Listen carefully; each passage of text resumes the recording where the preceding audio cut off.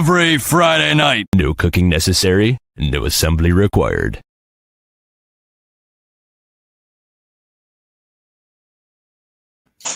All right, hello. Ooh, I look very weird. Yeah. Hey, You look like you House of Mirrors, Angela. I don't know what in the world. That's better. Much better. Oh gosh, You definitely was looking like you were in the House of Mirrors. I know. It's like, what is that? Okay. Happy Wednesday. Happy Thanksgiving Eve. Welcome, Donald. Hello, brother. Hey, Donald. Hello. I see Keisha is broadcasting live from the kitchen. Live Thanksgiving is on. The show must go on. Show must go on. I got my cornbread done, so for my dressing, my noodles are done for my mac and cheese, and my potatoes are boiled and eggs done for my potato salad. So when I get off, I'm getting right back in the kitchen.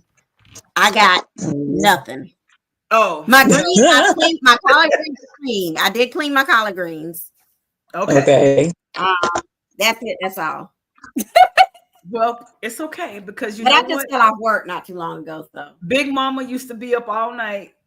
Oh, I could be up all night, but I will get up at 5 a.m. Well, I'm not going to. 5 a.m. that's a lot. I got a lot to do anyway, so it's all good. Hey, Allie, you made it. Welcome. Let's go. Let's go. Okay, so we're gonna do tonight a little different because it's a short week. We only had 2 days. We are going to do just a small recap of our conspiracy theory, and then we're going to get right into our nominations of who we think should be kicked out of the gates this week. We're going to do our nominations. We're going to do some trivia.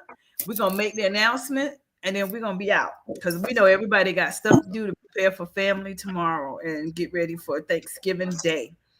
So with that being said, let's start right here, guys, because I feel there's more going on than what we can see right here. Oh, child, when I tell you I was here for everything.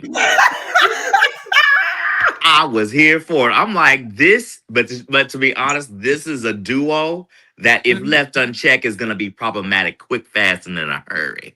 Yes, it will. Because Marcel don't mind getting his hands dirty, and Leslie has the money to back it up. But based on the timing of it, I don't think it's going to be like that. I think he got an ulterior motive. I think that because Jacob checked him on his legacy and doing something good and actually bringing criminals to justice, he is doing this try and do something because he know who he act like he didn't know her. He knew Leslie Thomas. He knew the name. He knew exactly who she was. So now he's befriending her and talking to her on a level that is disarming her. I think exactly, Allie. He's undercover because he's gonna try to get her to let her guard down and bust. Yeah, this is gonna be how we get justice for Laura. Yeah, I think this is gonna be how we get. Because you got to think about the timing of it. Literally, right before this scene, they were at a police station having that conversation about her. Exactly. That whole interaction, it pissed me off, but we'll get to that in a second. Yeah, but of course, this is a soap opera, and in soap opera fashion, one of them is going to catch feelings for one another because Leslie is going to use Marcel to try and make Ted jealous so that he will try and pursue her. Yes. But then Marcel, like you said, he's probably acting undercover to try and get Leslie convicted, but he's going to catch feelings for her. Child. Allie, you already putting people on the block. That's a waste of energy because Ted ain't studying no darn Leslie. But look at that face. Not like that. Like he said, but his face looks like he's a little pissed off. Like, oh, he's a little taken aback. It's like, what do you mean? I would have been happy, but like, I would have walked right back on out. Like, oh, good, all right, good. She got somebody else to be bugging with. No, I think. Yeah, she's talking to the officer, but I also think it's right now Ted need attention, and the only person he getting attention from right now is Leslie. Well, he need to grow up. You can't have attention all the time. You're as bad as your daughter. So we lost Donald. Not too much. But I think that he is looking for attention here. But I think that Marcel is definitely undercover. I agree. I second that. Yes, I think he is definitely setting her up for the okie doke. He is setting her up for the okie doke. But it would be interesting for them to let that play out into something more. Oh yeah, I would love to see her. Like she said, she gonna be laying on top of Sheila, say, Oh, sunbathing and carrying on. Like you already done invited yourself to the man's yacht, the man's boat. yeah, I'm his gonna go boat. on Sheila. And I got other things to do, so I'm here for it. But I mean, I know that they got to play up the whole head obsession, but I do think it would be an interesting twist for her to have somebody else as an alternative right. in the flip switch to get flipped on that. Well, okay, Allie, I like it. I like it. We had already said when you missed last week, they gonna tear Winterfest up. All kind of stuff is gonna happen at Winterfest. So if she gets arrested at Winterfest, I'm all here for it. Do we have our Winterfest bingo card yet? Not yet. We'll do that next week. So we'll have to add that to the and we bingo get card. ready. But we're gonna have bingo card next week of what we're gonna add to the bingo card for Winterfest. So we just know if I don't hit bingo first, I'm flipping tables. Tables will be flipped at Winterfest. They're gonna be flipped. I'm trying to tell you. Tables will be flipped. Now, Donald, what you were speaking about earlier that we need to get into right quick. That right there. Jacob and Elon are one and the same. They both hypocritical, and they're both judgmental. Because Jacob, he was giving backhanded compliments throughout that entire interaction. And he's in there trying to get Elon to personally invite Isaiah, but it's one of those things where he's saying that he doesn't meet his standards, or let alone Jacob and Luke barely met his standards. And it's one of the things where with Jacob, it's like Jacob, lest we forget, anyone that doesn't even meet your vision of an upright citizen, you automatically shut them down.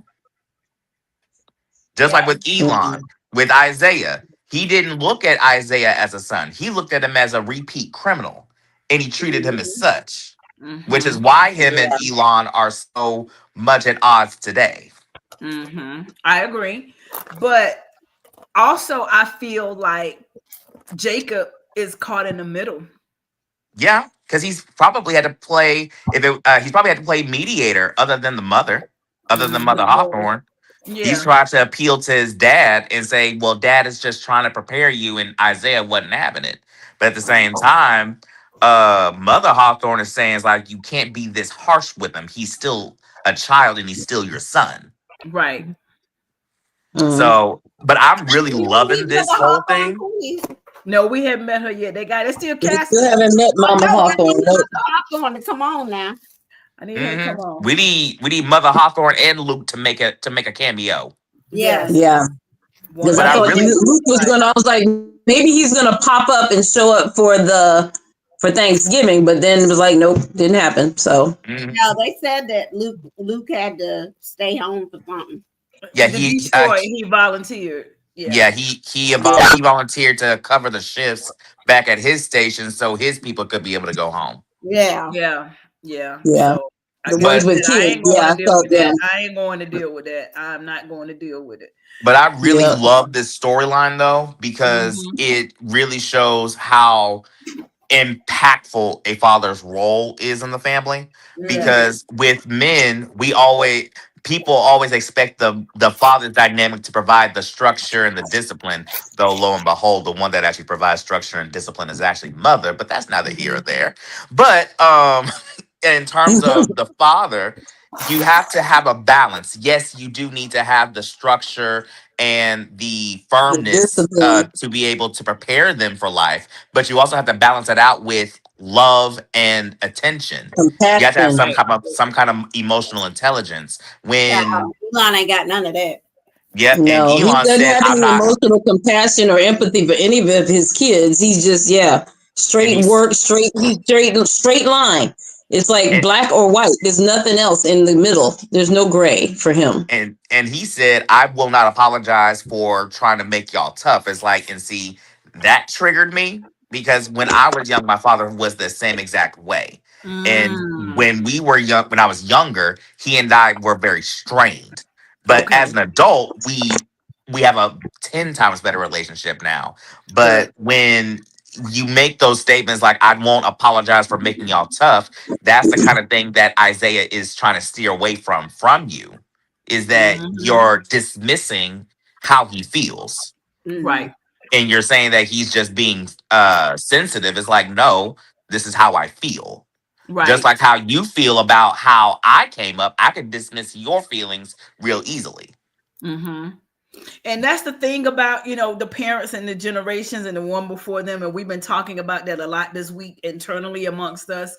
The things that they pass down from generation to generation, the hardness that they've had to endure, the survival. And so you're naturally going to pass that on to your kids, but you're not thinking about the time and day and age your kids are growing up versus when you grew up, and that how things are different. But all you're doing is passing along that same trauma to your mentality and some, kids. yeah. And now, just like you, Donald, you're saying we had an estranged relationship, you and your father, because he wanted to dismiss a lot of the things you were actually feeling instead of saying, wait a minute, let me put myself in my son's shoes and see it from his perspective. And a lot of adults forget to do that. We forget to think about what it was like when we were their age. We're parenting them and disciplining them through our eyes now, not remembering we had to walk that same path and they're feeling the same things. And I think that's where we miss it sometimes as parents. Like, okay, we got to go back. And I think Elon is he got a lot on his shoulders. Elon forever got his face. Look at his expression. Listen, just He never got constipated. them 3 lines here. His face is always so he got that. Mhm. He got that He Honda got look. that That hard. look. You remember SWAT with Shamar Moore? He was always. Yeah, That's he was how always looking constipated. I'm like, Samar, relax, breathe, baby, breathe. He's so serious. exactly. He look like he need to spend the weekend away with Mrs. Hawthorne. That's what He he need look to do like. Yeah, something. he He need to do. go to the spa. He need the You hot need to tub. go in. He need He to needs some He needs quality alone time with Mrs. rest and relaxation. I he don't need think to he knows play. how to smile. Have we seen this man smile at all Right, during never, this show? hardly ever, I don't think hardly I've ever. ever seen him smile. I don't remember ever seeing him smile. That's So what I'm then, saying. That's what I'm saying. The whole time. I'm like, dang. so then So, let me okay. ask you. So then let me ask you this question: which one do you think needs to be the bigger man in this situation, Isaiah or Elon? Elon. Elon, he's the father. So, devil's advocate. Let's say Isaiah, at least to make sure that he covers his bases, if you want to view it as that, if he reaches out to Elon and says, hey, can I come over for Thanksgiving dinner? And then, Elon is passive aggressive. He's going to sit there and say, oh, so you finally decided to be a man and actually speak up for yourself. Is like, Mm. yes, Dad, I would like to come for Thanksgiving dinner. And then if he does manage to make it to Thanksgiving dinner and Isaiah flips tables and turkeys and cornbread and all that yah, But would he be see, justified? he should not have to do that. As the parent, they are supposed to be the one showing the way. And if I extend an olive branch to you in your scenario to say, I want to come for dinner, and your first thing is, instead of yes, we welcome you, is, oh, you finally decided. No, never mind. I rescind my Exactly. I I'm don't want not to be coming. there. Never Never mind, I ain't coming. good. I ain't coming. Never mind. Because you showing me that all you're gonna do is throw shade at me over the table. I'm And from the trying very to have beginning. a decent meal, and all you're gonna do is take the whole dinner to run me down and replay my mistakes and throw shade at me instead of making me feel welcome at this table. So no, I ain't coming. And I wasn't mad at Isaiah for choosing himself and not going, because Elon does not know how to take that chip off his shoulder. He does not know how to let them forehead lines go. And that scowl, that permanent scowl that's on his face, he does not know how to let it go. And I'm pleased. I don't want to be around. I don't want to be around him, and he's not related to me.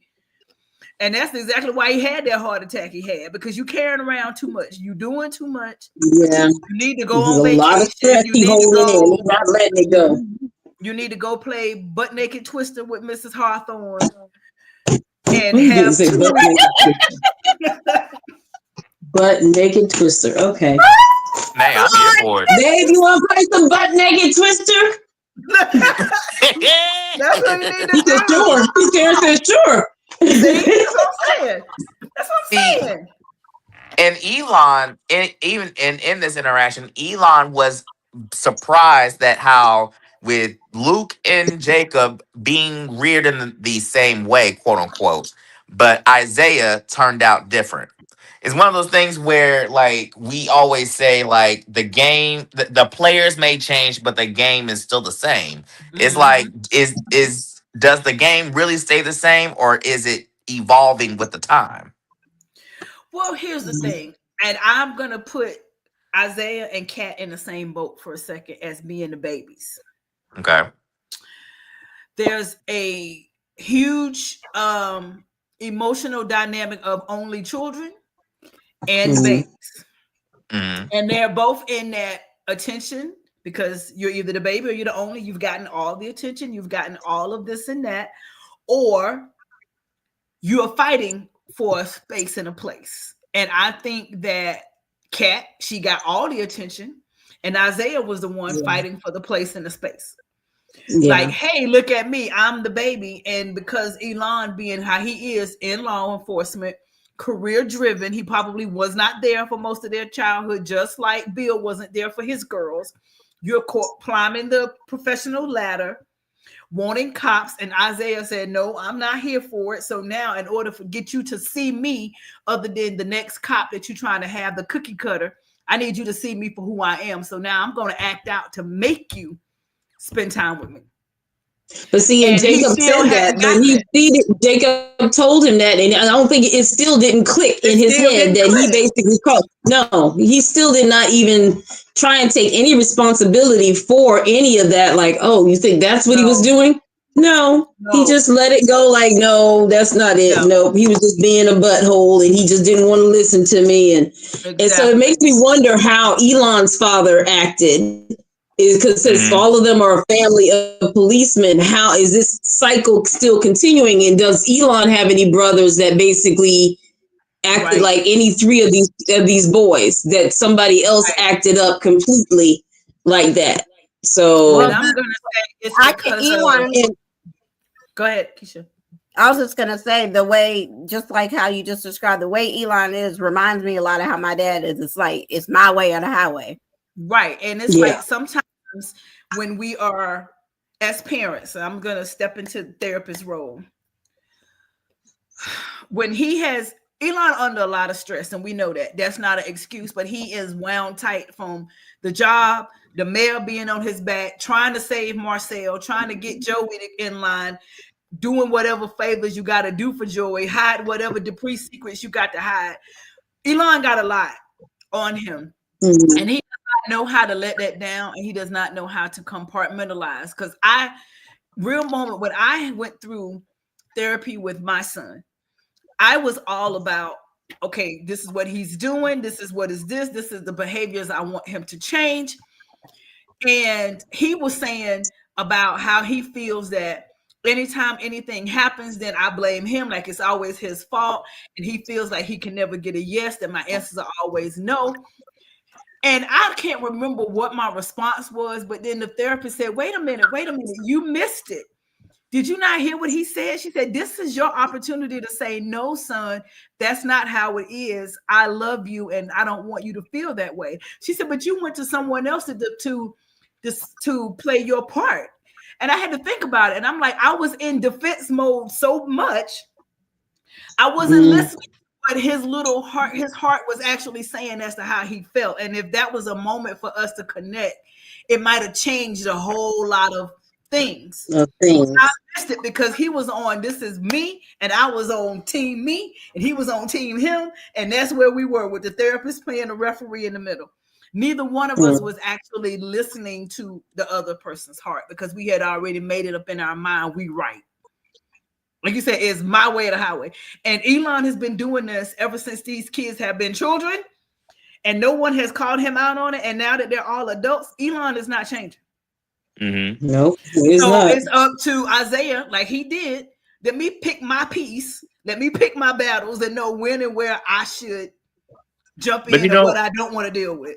But you know what? Isaiah probably did attempt to call out Elon when he was younger in terms of how he was. But like you said, Elon wasn't trying to hear nothing. Like you said, it was either my way or the highway. And that's why Isaiah had to turn to Joey, kind of like what Ali said in the chat. He had to turn to Joey for the guidance that he needed. Exactly. And somebody to understand, somebody to listen to him. Let you get it out your system. Now I'm going to guide you. And you know what? It's time for you to do something else. Let me let you go and whatever. Because the relationship between him and Joey is like, whoa, Joey actually got some compassion for somebody. It's like, okay. Yeah. And Joey said that he was one of the few, if not the only one, that I literally said, you know what? This life is not for you. I see something better within you that can really help society. Right. You need to leave this town and find your own sense of manhood, because you're not going to find it here underneath your dad. Exactly. And he did. And that's the thing with Elon. He's so used to creating soldiers and officers, and Luke and Jacob were receptive to that, even though they did have their own struggles with it that they kept internalized. But Isaiah didn't need that. He needed someone to understand him on an emotional level that Elon was not equipped nor willing to try and attempt to understand or try to apply to Isaiah. Right.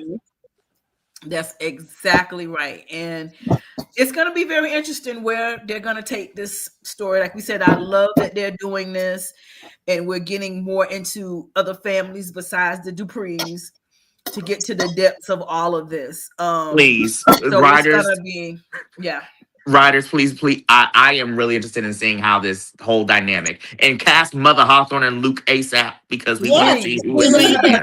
We need all the different viewpoints. And what's the twins' name? Vanessa's child. We need see Donnell. Because what is up with this girl? That girl is traumatized. She ain't trying to come home. I blame her mama. Yes, we'll get there in a second. We'll get there. So now our next, this is not a conspiracy theory. This is just we were happy to see it. Yes. Yeah, that was nice. Yes. Yeah. That was really nice. I was hoping that June would be invited. And June looked good, y'all. June looked real good. She looked good, fried, dyed, laid to the side. Hair is done. Do you hear makeup? Me? Yes, she is good. This is the glow. Yeah, they are.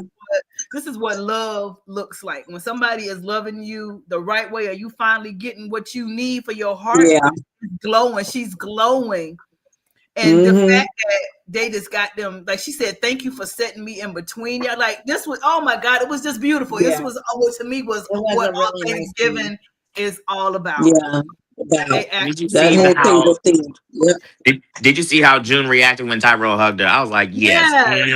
Yeah, she was so happy. I felt that for her. Yeah. Yes. I was like, oh my God. And Samantha finally set down the chip on her shoulder for the day about this whole thing, and let me enjoy this moment with family, and let me understand what y'all are trying to do for me. You are trying to make sure I don't grow up too fast. And then, them sitting there. I was like, y'all better do this. Y'all better do this beyond the gates. Y'all better do this right here. That was a really good thing. They've got some really, really good storylines that they need to follow. Some really good dynamics that haven't been touched on by a lot of shows that they should really, really, really follow. Right. And I love that Tyrell is announcing he think he falling in love with Jessica. That's gonna be the next thing about, is he gonna follow her to school or whatever? Like it's like a lot of real life drama and real things that we can relate to happening with this family. And it's not all this over the top stuff. Like we got our soapy over the top stuff too. But this is the grounding that most of us and the real meat and potatoes that we can relate to. Let that boy go to UCLA. Let him follow his little girlfriend. You gotta have his rite of passage to fill it out. If he got the scholarship money, let him go wherever he want to go. Y'all, and that's a problem with the Duprees specifically. I'm speaking in part of the Duprees. Y'all want to keep everyone close knit and hug tight. No, let them spread their wings a little bit. Let them go off to another state, other side of the y'all coast. being all up in his business. Because I'm like, Isaiah left and he came back better. So I'm like, go ahead, let the boy leave. Now, Samantha, you gonna have to keep her tight just a little bit longer than Tyrell. You gonna have Samantha gonna have to go to community college, and they're gonna have to drive her every day and pick her up. That's how they're gonna have to do Samantha. Samantha got good grades. She can get to whatever. We ain't talking about where she can get in. We talking about keeping her from going wild. You have to give her some injections. Yeah, you're gonna have to give her pregnancy and injection. I don't know, but she that girl, yeah. But do you remember what you call is gonna talk to her now? Who is it? What you call it? Eva. Eva is gonna talk to her too and give her some facts of life. Well, that'll be a good talk. I don't think Eva's no relationship role model either, but we'll go there later. I don't think that's the move either. But I want to see how this is gonna play. I'm gonna keep my opinions for as we go later of what I think Tyrell should do and my whole thing, but we're gonna go there later. But with that being said, let's go ahead and do the church announcements, and then we're gonna go to a quick commercial and come back with our nominations for eviction this week. So I told you it's gonna be a little different format this week, just because it's Thanksgiving and we need to get in the kitchen and get the mac and cheese going. So hold on, let's do the church announcements. Here we go.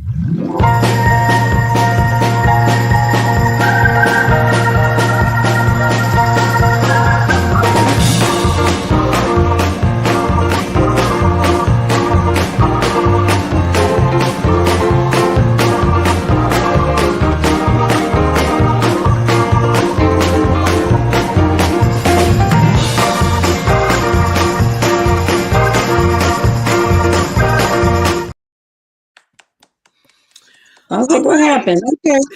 Every time you get into it, we get in it, it's off. Okay. Brother Donald, would you like to start the announcements? Sure. I will go ahead and start the announcements off.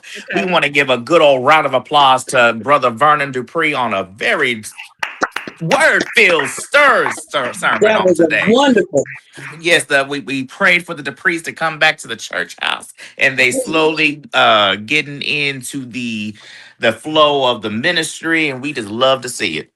Now, in terms of the nativity scene, we are still looking for a narrator. If you would still like to be a part of the nativity scene for Christmas, so that we can spread the birth of Christ and Him coming into this world, please see Brother Vernon. He is willing to work with those that are willing to orate and narrate, since he is a dynamic speaker himself. So if you would like to be a part of that wonderful experience, please see Brother Vernon Dupree. And that is all that I have. Okay. Angela? My church announcement for today was passed to me. The turkey potluck that we will be having on Saturday to help promote our small business affairs and everything. Now, we want to basically welcome everyone, and we appreciate everybody coming. But now, because we said it is a after Turkey Day potluck, does not mean bring your old turkey that you had on Thursday to the show. We need new and fresh food coming to the potluck, please, okay? We don't want no salmonella and no sickness coming because you got old turkey you coming up in here. So that is our church announcement, and we appreciate you all coming. And remember, Saturday is Small Business Saturday, so remember to promote everything in your community. But don't bring no old turkeys to our potluck. Thank you very much. Thank you. What else? Sister Keisha, what do you have today? Look, follow that up. Make Sister Leslie, I hope you heard that. Don't pull no turkey out the freezer from last Thanksgiving now. Oh, along with that like that. Thank you. I forgot about mentioning her. Thank you, Sister Keisha. Now, along the same lines of food, we do have a workshop coming up. It's actually just a hands-on workshop. Sister Rowena and Sister Mona are going to do a cooking class so that we can make sure that your meals are well cooked all the way through and not burned. Oh my God, today. Sign up in the vestibule. We will be having that first thing in the morning, so you can come and cook your turkeys here with us, and then take them home. That way, you don't burn them up. Oh, it isn't Sister Danny is going to be heading that, isn't she? No, ma'am. Danny is not heading it, but she was the first to sign up. Yes, right. Okay, that's good. Sister Rowena and Sister Mona are going to be. Word on the street is her turkey was dry as the Dickens. Yes. Yes. All right, so I have 2 announcements, Saints. The first announcement is from the Uptown management. They say, do not get it twisted. They do not open their kitchens up for you to use on their off days. And the only reason Joey got a yes, because he had an associate tie the owner's wife up until he got that yes.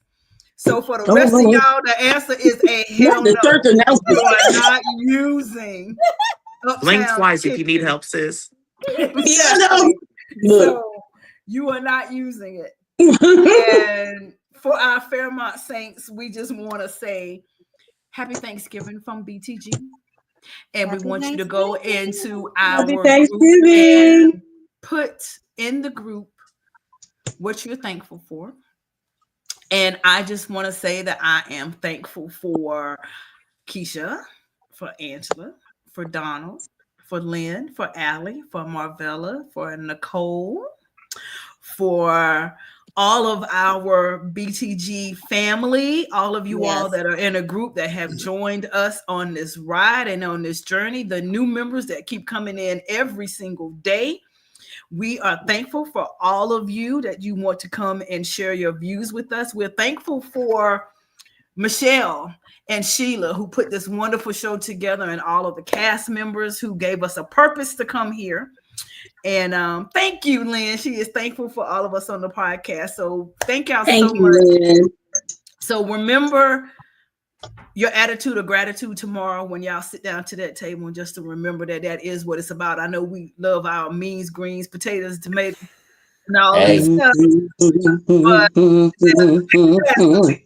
let's remember what we're thankful for. And thank you, God, for bringing us all together, this little family, because now, like I told Angela earlier, she was like, we could just not do it this week. I said no, because the podcast is my happy place each week, and I feel off when we don't do it. This is my one moment to escape the world around me and come here. And so it feels off when we don't do this. So whether we do it early, late, small, big, we have to continue to do this. This is where my happy place is. So I'm thankful for all of you all. And with that, we'll be right back with some trivia, and we're going to get into we'll do the trivia after the first of the nominations, but we'll be right back.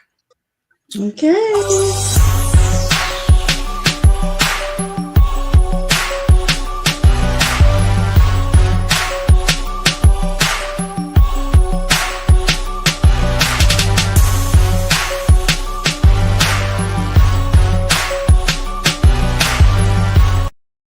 Hi, I'm Maurice B. Carey from CBS's Beyond the Gates, and a proud, decorated United States Marine Corps combat veteran. As a veteran, I understand honor, courage, and sacrifice. And as a way of showing gratitude, Paramount Plus is giving 50% off for life to veterans and active duty service members on new subscriptions to Paramount Plus with Showtime. So let's celebrate our heroes during Military Appreciation Month. And don't forget to catch me on Beyond the Gates, weekdays on CBS Paramount Plus.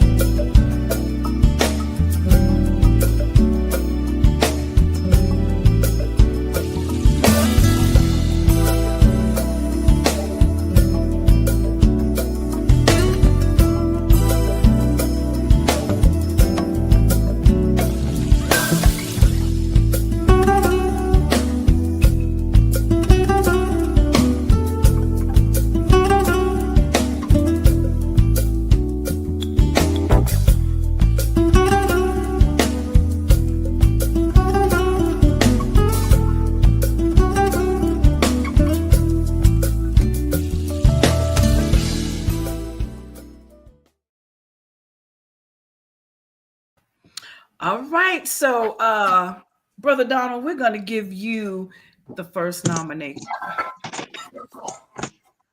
In terms of who needs to be evicted, kicked out, I'm gonna go for Bill Hamilton. I love Frat as the person. The person he plays, not so much. He has his good days, and he has his bad. But the bad seems to outweigh the good. Like, you started off the series with literally marrying your daughter's best friend, quote unquote. Yeah. And left your wife of, what is it, 20 years, 30 years? Almost 30 years, I think. And you say you fell out of love with her, which can happen, to each their own. Every relationship is different. But you left your wife for someone half your age, literally. Someone who is young enough to be your daughter, literally. And granted, you had to perform things for the Dupree so that they can keep their squeaky clean image, which is a whole different topic for another conversation. But in terms of how you've been, at least recently, been handling Danny getting married, going on her honeymoon, and basically finding happiness that she didn't have with you. And you think that you're this end all be all, this golden prize that everyone should have, basically. And the fact that Danny has basically treated you as a second thought, you can't handle that. And it's gotten to the point to where you have a private investigator on Danny's husband because you felt that she was not in her rights to have a husband, let alone having a husband that is roughly the same age as your wife. But you want to say that but you want to sit there and say that um it's not right for her to have someone that young as her husband, but it's okay for you to have a wife that young. But I digress. And even with this whole thing in terms of Bill and Haley at the country club at the same time as the Freaks. And you knew that this was a tradition that they had. And yet you thought it sensible to bring your wife over there while the family that you are no longer a part of, technically, is having a traditional Thanksgiving family dinner. And while you're trying to start your own family dinner or family traditions with your now current wife, you want to put her in the same environment as the people who you're no longer a part of. And at first I was thinking it was probably a man thing because we probably don't think about that. But at the end of the day, I had to sit there and backtrack that. I was like, no, that wasn't a man thing. That was just insensitive as hell. Yeah. And so you're getting well, you won't say you get I won't say you got irritated with Haley, but you were literally flabbergasted that she was like, why did you bring me here if you knew they were going to be here? Right. Like, it's like every time that we see each other, it's normally either them confronting me, even though Haley 9 times out of 10 confronts them. But I digress. But yeah, Bill, no, you're not thinking. For a person who is the owner of a prestigious law firm in the DMV, you're being stupid. So for that, I got to give you the eviction for this week. Sorry, Frat.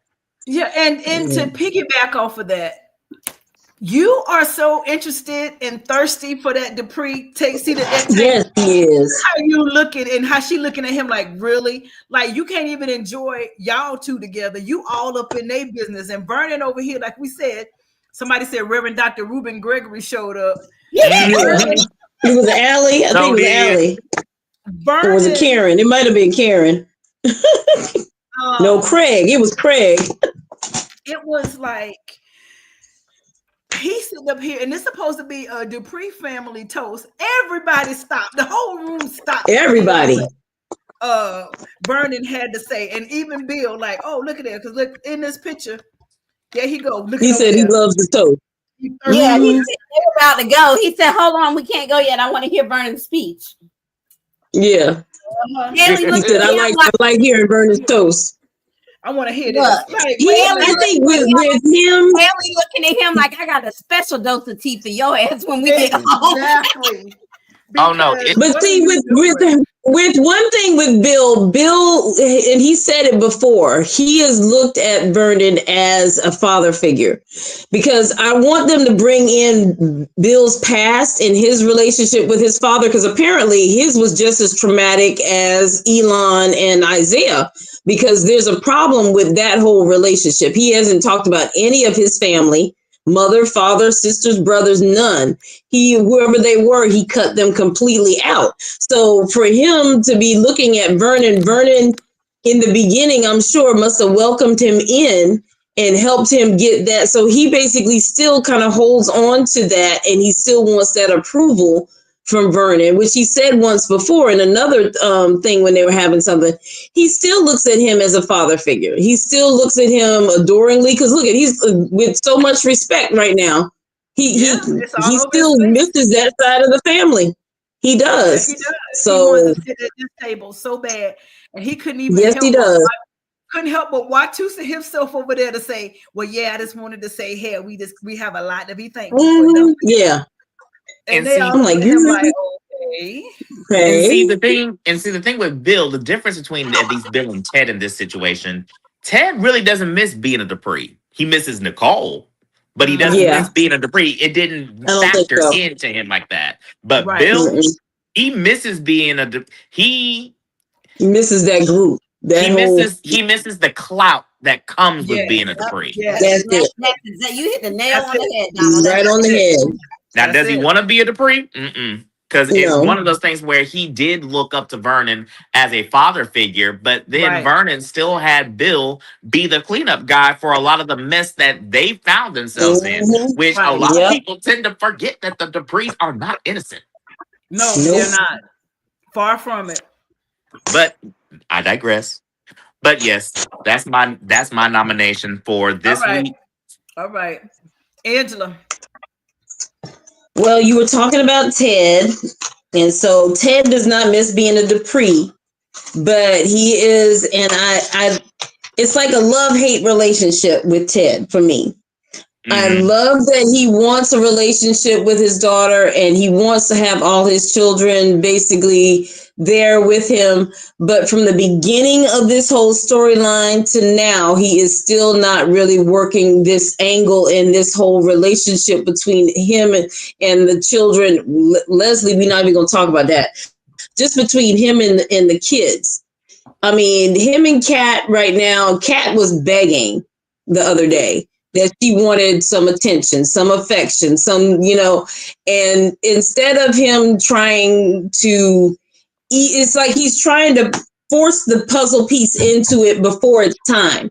Kat is not in any position right now to say she's going to be anywhere close to Eva.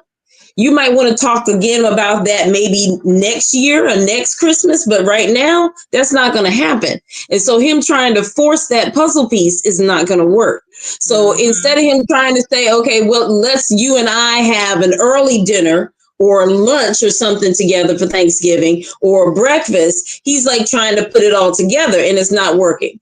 You should have did a before time or an after time, but either way, you should have carved out some time just for Kat, because she was seriously she's seriously having a lot of middle child syndrome right now. And I mean, she is going to have to get over that eventually, like everybody's saying, but she's not there yet. Well, so you're going to have to been, in her defense, she hasn't been given an opportunity to get over it. Exactly. That's what I'm saying. That's what I'm saying. She doesn't. She's not ready for that yet. It's only been what 6 months at that, maybe. But keep in mind.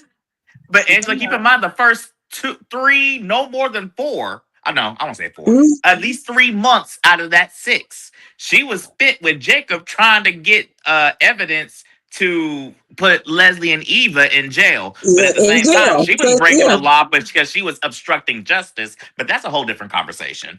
Well, I mean, everybody got their wrong in this. Yeah, that's definitely wrong on her part too. But the thing is, and like I you can't force that relationship. I'm not Team Kat or Team Eva, but I definitely can understand why Kat has done a lot of how she's done, because she has been.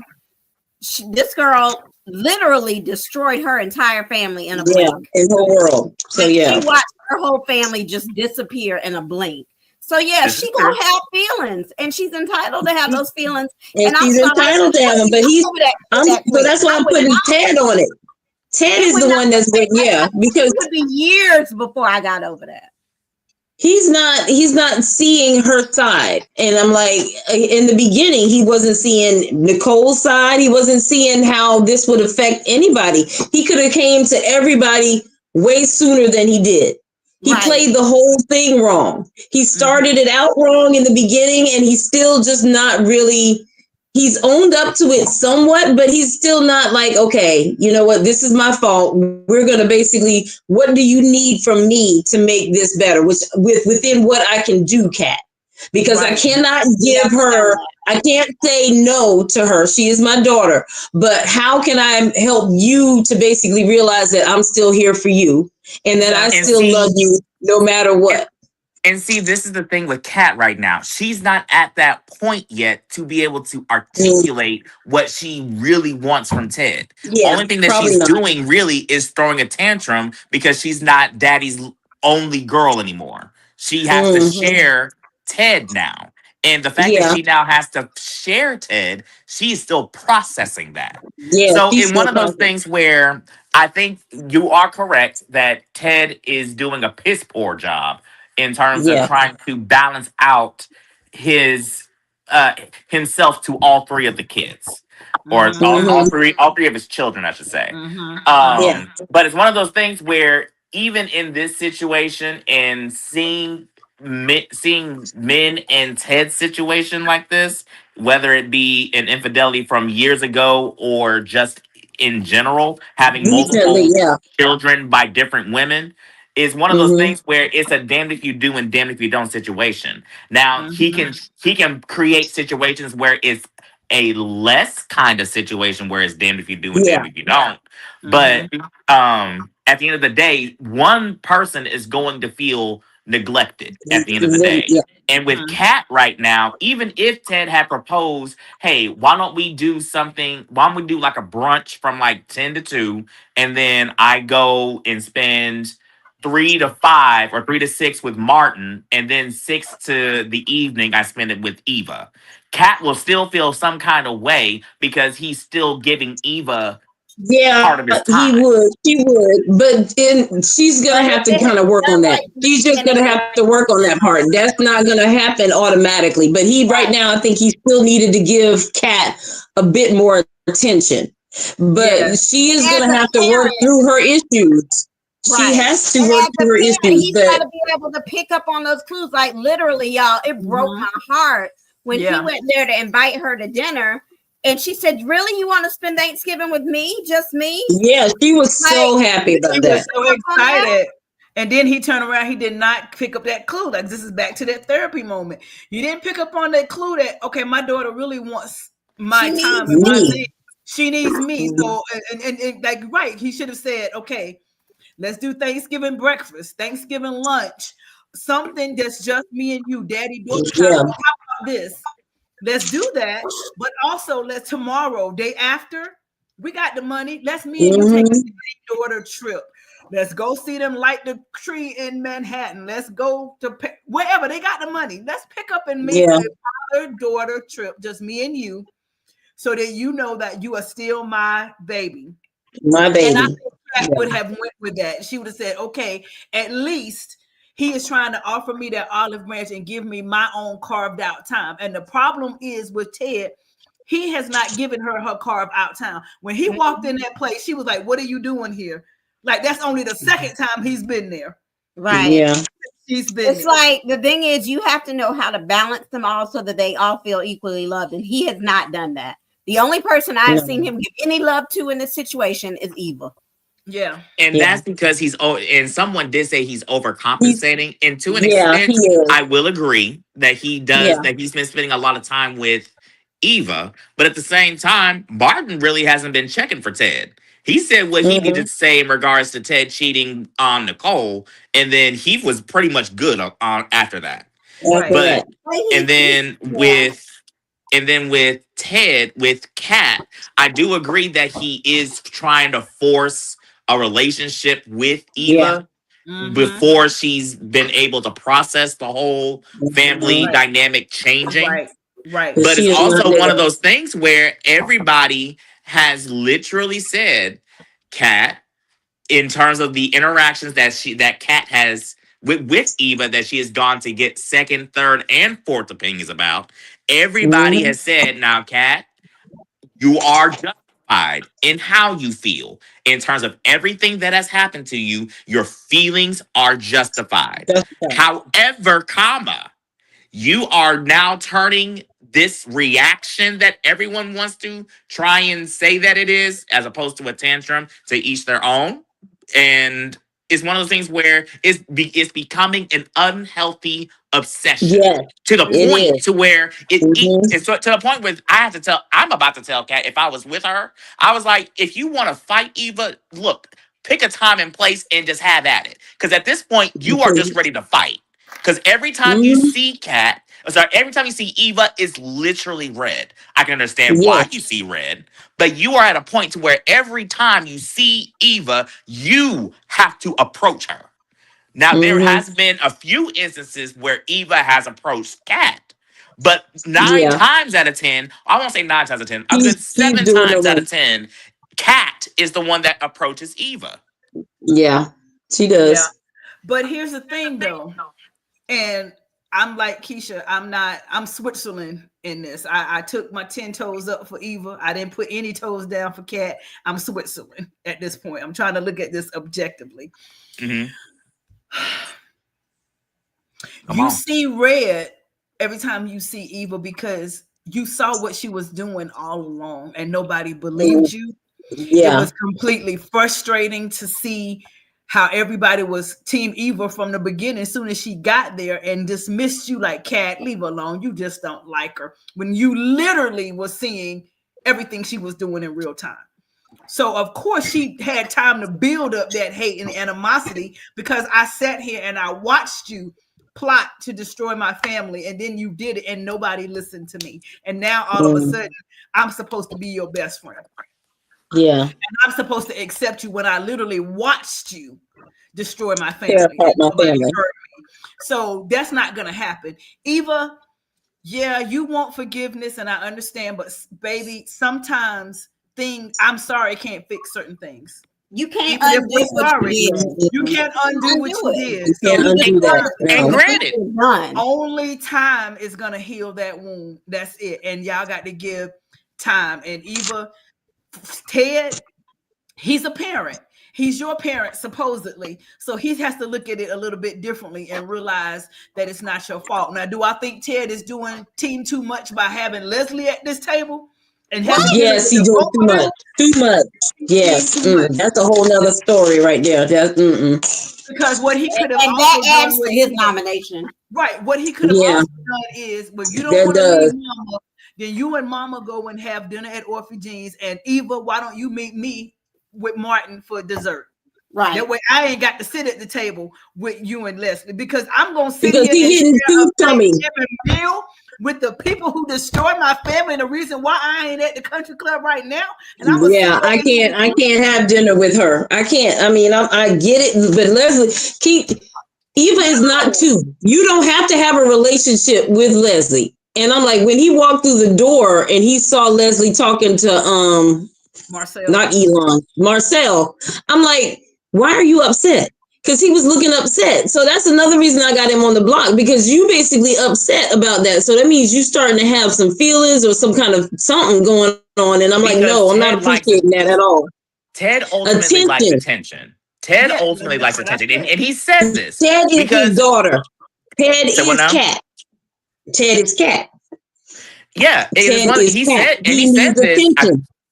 I think he mentioned this some episodes back in terms of what his mindset was that ultimately led him to cheat on Nicole, because because Nicole was going through what the miscarriages and dealing with the mental repercussions of that.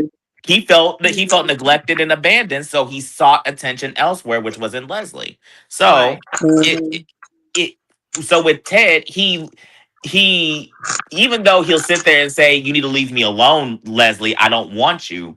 But when it's also one of those things where it's kind of like the Parkers with Professor Ogilvy and Nikki Parker, where you literally have someone that's stalking you. And then all of a sudden they get the hint like, okay, well, this person don't want me anymore. I need to go find someone that's actually going to appreciate me. And then the person that was neglecting you all this time is like, wait, hold on. Why are you going to talk to another person? Am I not? Yes. Yeah. And so it's one of those things where someone said Ted likes the aesthetic of Ted likes what it looks like when he's with Nicole, like them as a couple. Like they look like they fit together. But then Leslie is that adventurous, spontaneous side that is brought out of Ted. So he likes that side. She the brown liquor in his life. Mm-hmm. She the Hennessy. And so and even with Eva, she doesn't what was my thought with Eva? That's what it was. She's not really looking for a relationship with Kat. She's basically accepted that she's not going to have a relationship with Kat. And even as Ted continues to bring Eva to all these high profile socials, Eva always always asks Ted, how does Kat feel about this? Isn't she going to feel some kind of way about you bringing me instead of her? And even with that,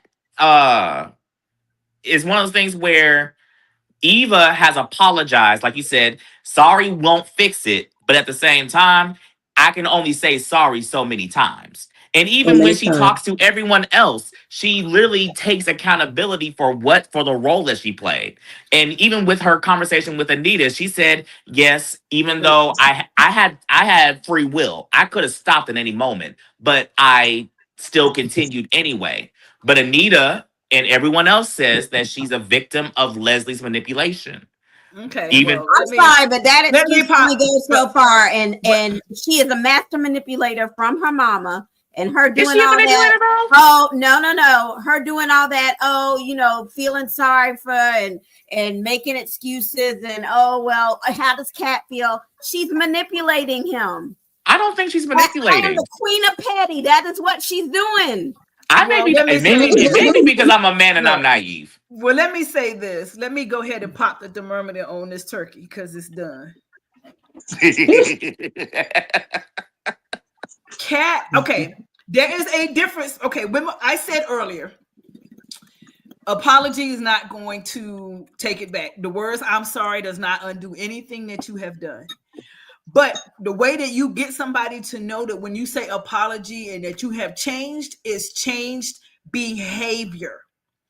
And Eva constantly asking, well, what about Kat? What about this? And the person she asking, them not seeing it, the fact she see it, which is why she's asking. But she is not refusing to do these things. She is not refusing to engage because of how it's going to look to Kat. She is following the lead of everyone else and not standing on her own opinions when you know in your heart of heart what you're doing is wrong. So whether Ted see it, whether Tomas see it, whether anybody else see it, You know it's wrong, but you Right. are not acting on that behavior. You just putting to the point of throwing the rock and hiding your hand. Well, my mama manipulated me. Or well, he told me he was done. Or Ted told me to come to dinner anyway. And that's my father. But I know how Cat would feel. And oh God, I hurt cats again. But they told me. When are you going to think for evil and say, my spirit is saying this ain't right, so I'm not going to do it. If I want a relationship with Cat later, I need to not do it, or not in this instance. And I'm not saying she should hide a relationship with Ted, but certain things that are going to trigger certain things, don't do them. When she called Ted dad at that hospital in front of Cat, she knew exactly what she was doing when she did that. She threw that salt in the wound so bad. Boom. Oh, he's my dad. I can call him dad. Like I said, everybody wrong. They both wrong. And they have not chosen their battles. But Eva is I will give her this. She the only one talking the good game. She still ain't performing the game yet. She talking it. Kat is not talking it or thinking it or saying it or feeling it. Ain't none of it. She ain't none of it. She ain't here for none of it. Because this is my other thing with Eva too. And it's to go along with what you just said. She is, she's talking a real good game. She's all about, oh, well, mama thinks that you want to be with her and don't do that because mama this and mama that. Yeah, you say that. But meanwhile, as soon as you saw Ted over there chit-chatting with Shanice, and you was looking kind of funny at him, and you make sure to run and tell mama every chance you get. And it's natural. Why wouldn't she want to? She's never seen her mom and dad, had them as a family unit. So it's natural for her to inherently want that, even if she doesn't realize it. And that's what her behavior is suggesting. Mm-hmm. That's what it is. I think it's subconscious. I want to see them together, but I don't like the way we introduced them. But I am liking my dad in my life. And she has every right to want to feel her dad in her life. Nobody's trying to take that away from her. And again, we go back to Ted. He is the orchestrator of this and how he can make these relationships happen, or how he can make sure he sees and stays present for all of his children. Right. And not just Eva, but all of his children. He done had more dinner dates, more breakfast dates, more lunchtime, more paying for a part, more all the things for Eva than in the last 6 months. It's almost like you forgot there was a Cat, other than the fact that you hear somebody mention her name.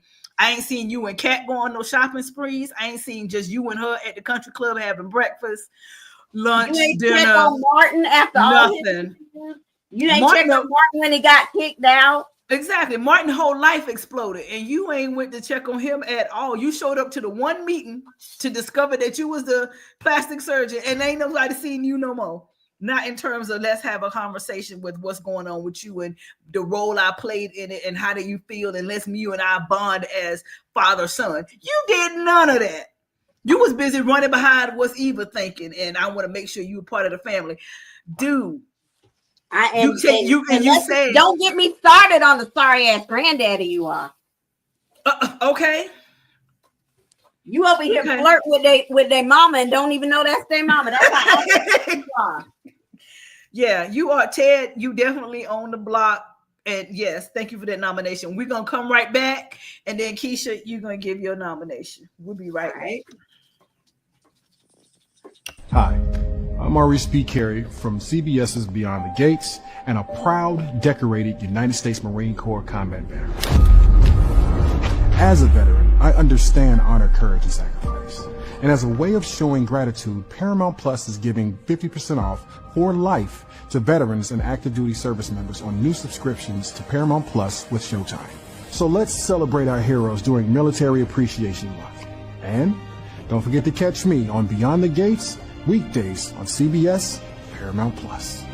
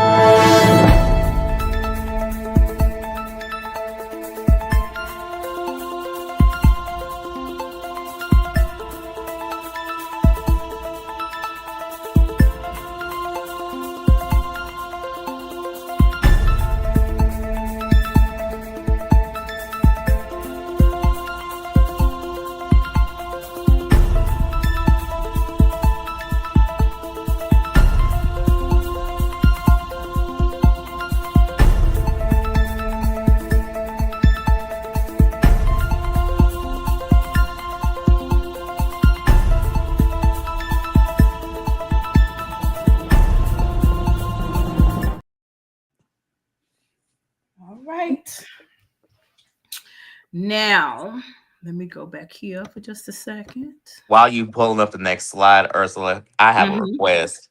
One Yes. week, me and Allie, we gonna have to have a good old debate between Team Cat and Team Eva. Oh, Because yes. Allie, I love you, sis. Me and you would have a field day going back and forth on Team Eva and Team Cat. I Oh, just want to yeah. say 1 week that has to happen. Yeah. Okay. Did anybody go through the answers? Keisha, did you do them? Because I think Angela had to step away of who got what. Let me look. Well, I'll do that when we go back. We'll go back. Okay. So yeah, I think that's a good idea, Donald. I think Allie, get your litigation, sharpen them up, get ready, because you're gonna be the leader of Team Cat, and Donald's gonna be the leader of Team Eva. She said cat agency all day, every day, Donald. Okay, so we're gonna set that up. I want to see this. I want to sit back. I'm gonna sit back and do nothing but watch. Like, oh, I'm ready. Get ready, Allie, because I need to pop some popcorn that day. Love it. Let's do it. Not Friday coming up, but the following Friday. So y'all check your schedules, clear your schedules, and it'll be that second week of December. Y'all All get right. ready. Hopefully, it's some good cat. Yeah, some good drama going on. on. Right. Keisha. Yes, I'm sorry. I'm making breakfast for dinner. Okay. Oh, look, I need to know in the comments on the day on the eve of Thanksgiving. Do y'all cook dinner? Because my rule in my house is don't be expecting no meal. If I'm about to cook a meal. Listen, I will throw a sandwich together. I'm gonna go make myself a sausage dog, but no, it's finger foods. It's more like to grab a little something just to put something in your mouth because I got other things to do. My stove and my oven is taken. Today was a little off, but what I usually do, we call it FFA. Yeah. It depends on the year for me. 9 times out of 10, we'll probably just go out to McDonald's or something just to have something in our stomach. But just know that you eat once on Thanksgiving Day. Because I ain't cooking breakfast, lunch, dinner is going to be Thanksgiving dinner. But after that, it's going to be leftovers.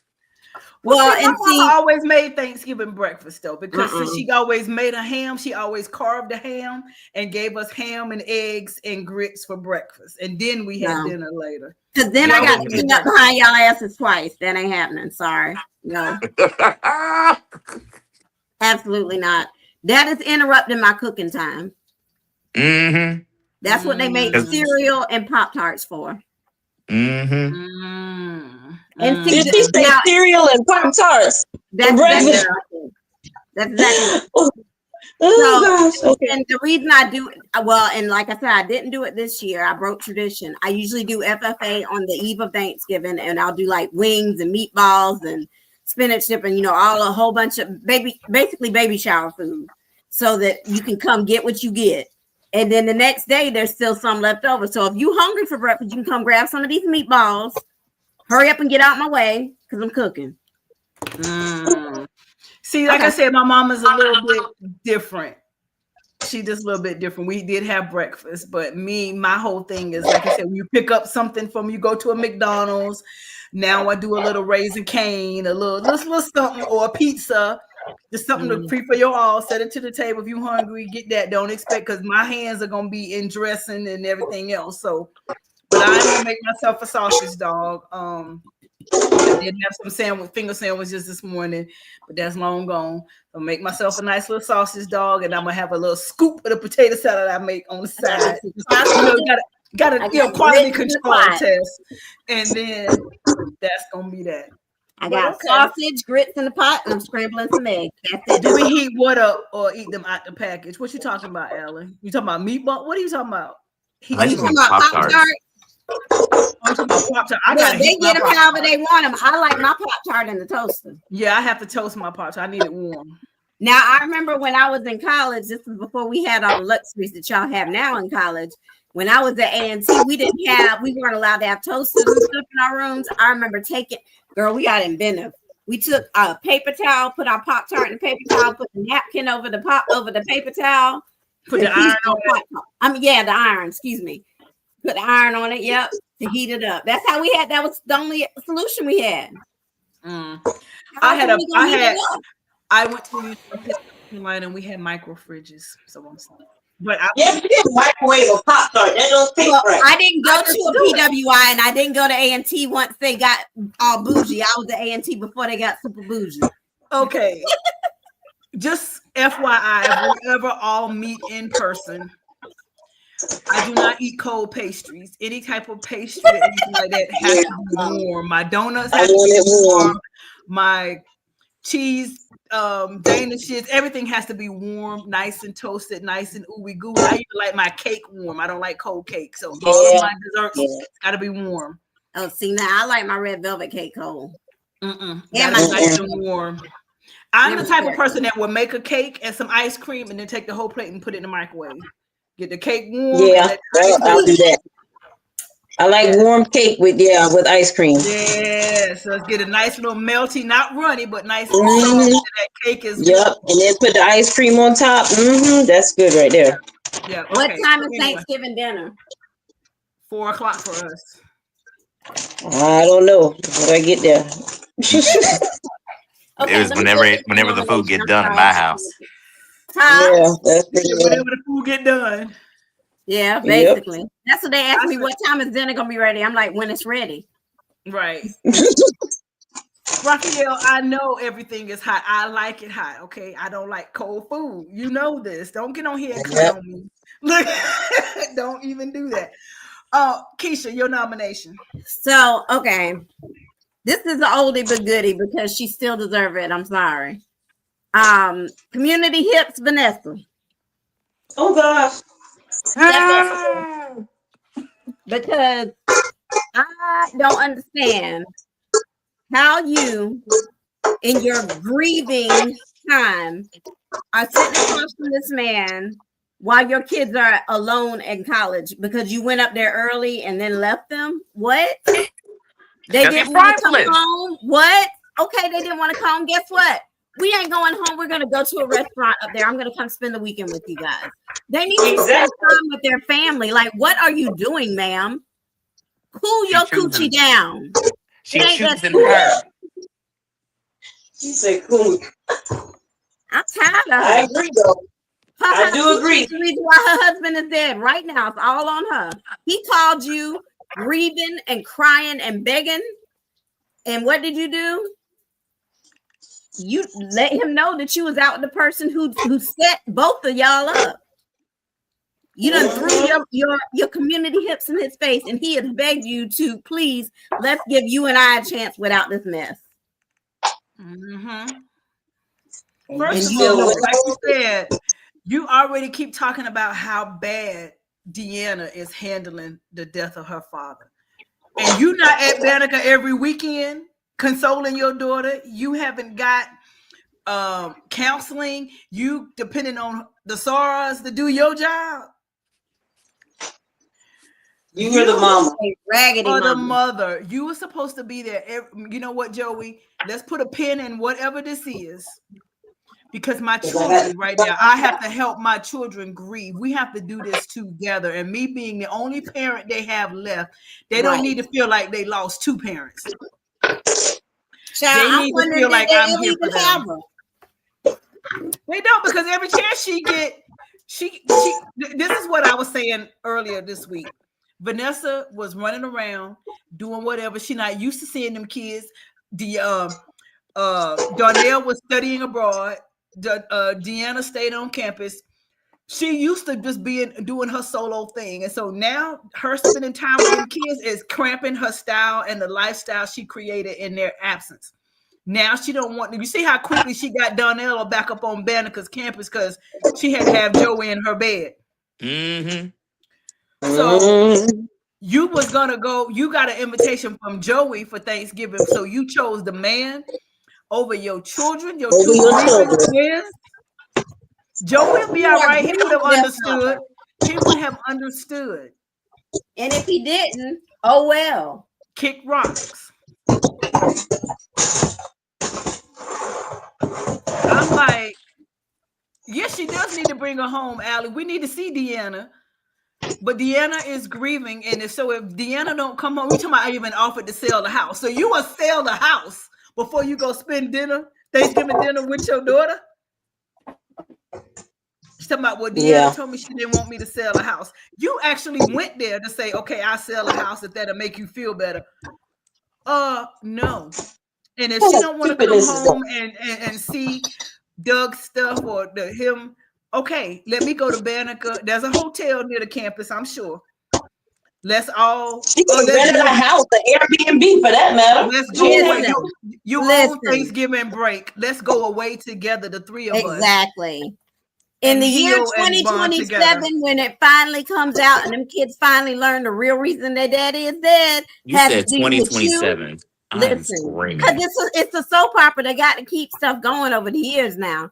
But when they finally find out the reason their daddy dead, when they find out the reason their daddy's dead is because you couldn't keep your drawers up and your skirt down. Ooh, Jesus.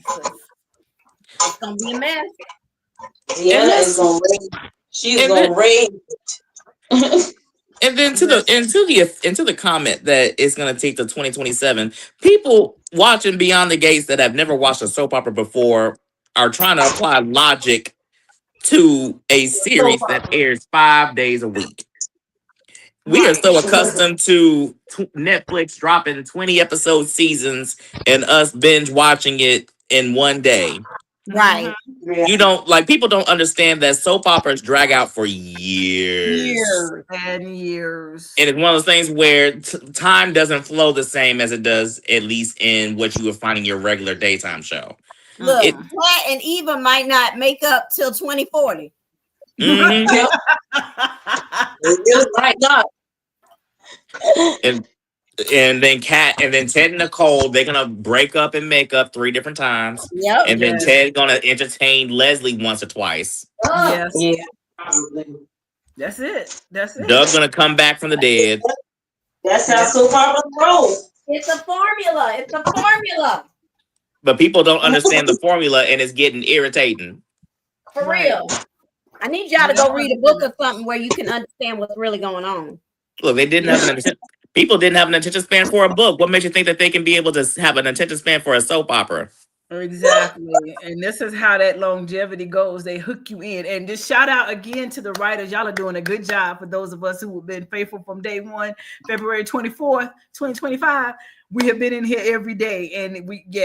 And we were thinking at the beginning, y'all giving us too much too fast. We're not going to have anywhere to go, but we got plenty of places to go. And here we are now, like, whoa. And I appreciate the places that they're giving us to go are places, like you said, they're so relatable and there's so much they can do with what they are creating. Yeah, I think so. But yeah, Vanessa, you own the block for all the obvious reasons. And Joey, okay, did y'all even catch, this is funny, the differences in the meal Danny said she was gonna make and the meal Joey made? Joey has turkey with oyster dressing. Oh goodness. Salad with something vinaigrette and a pumpkin brulee. Yeah, that ain't so salad. I said, Joey, really? Oh, a spatchcock turkey, pumpkin brulee, oyster dressing, and something else. I was like, Joey, really? Ain't nobody asked for all that. Right. Sitting up here with this pretty salad, sitting on here and some wine, and Joey, you did dog. This is Thanksgiving. This is not your typical day. I don't know what y'all was cooking up over there in that kitchen. But you ain't auditioning for a cooking show. What's that? What's that cooking show? Chopped. Top Chef. Yeah, honey. Okay. So now it's my turn for nomination. Hold on to your knickers, folks. What you got for us, girl? This is my nomination. Yes. Because I'm sick of you. Look. Okay. Period. Wait. Period. Okay. Let's break it down. You are a manipulator, a user. Mm-hmm. You are an opportunist. Mm-hmm. You are a narcissist. Mm-hmm. And all of the things. Thomas. The only reason, let's go. Let me back up before I go there. You ended up in Eva's bed because you needed your ego stroked. You knew you were sleeping with Eva was wrong. It ain't that you had feelings with Eva. You needed to get your 5 stars, and you needed to turn around because Kat said you didn't put it down in the bedroom.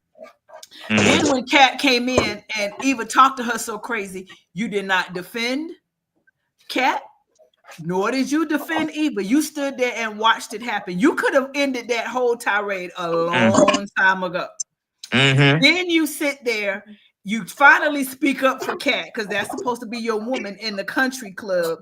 You try to do all that, but you still, every time you turn around, you got something to say to Eva. You sitting around at Eva's table. You still trying to befriend her, sniffing around her door. I think you're trying to keep her as a backup. Yeah, so now you keep talking about, oh, you need to do this. Oh, kumbaya. You as her man, I'm sorry. I'm going to have the conversations we may have in private, but in public, as my man, I'm 10 toes down for you. I got your back, whatever, even though I'm going to check you behind the door. Right. You need to tell me no, Tomas. And then the only reason you picked this little trip to take Kat on is because Bill said, I need you to be a family man if you want to be a partner. Boom. Now you pull this trip out your backside to take Kat somewhere. You didn't have this planned. You weren't thinking about taking Kat nowhere, because if that was the case, it would have never been what I'm going to spend my Thanksgiving. It would have been, we planned last week, Tomas is taking me away. Why didn't you want to go home to your family back in Puerto Rico? Abuela wasn't cooking. Abuela wasn't cooking. That family was not getting that promotion. What's getting that promotion is the ring that he about to put on her finger on this trip. Listen, if Kat is the woman that you claim to be, I said he gonna put a ring on her finger. She's naive. She don't even know. And look, and if Kat is the woman that you say that she is, you can introduce her to mama. Introduce her to mama. Introduce her to your sisters, because she need to get screened by mother, abuela. Exactly. Yeah. We need some sisters coming in there, because some Puerto Rican sisters they might fool Kat. You know what? I need to see be related. He could be related to Officer to firefighter Cheryl. Yeah. You know what? That would be scandalous. That would be good. We need family. Yes, I need to see how she sit down and take the pernil, the arroz con gandules. I want to see how you eat the Puerto Rican food. Let's go home. But my point is this: all of that aside, we got to see Abuela, if Abuela is actually going to approve of her.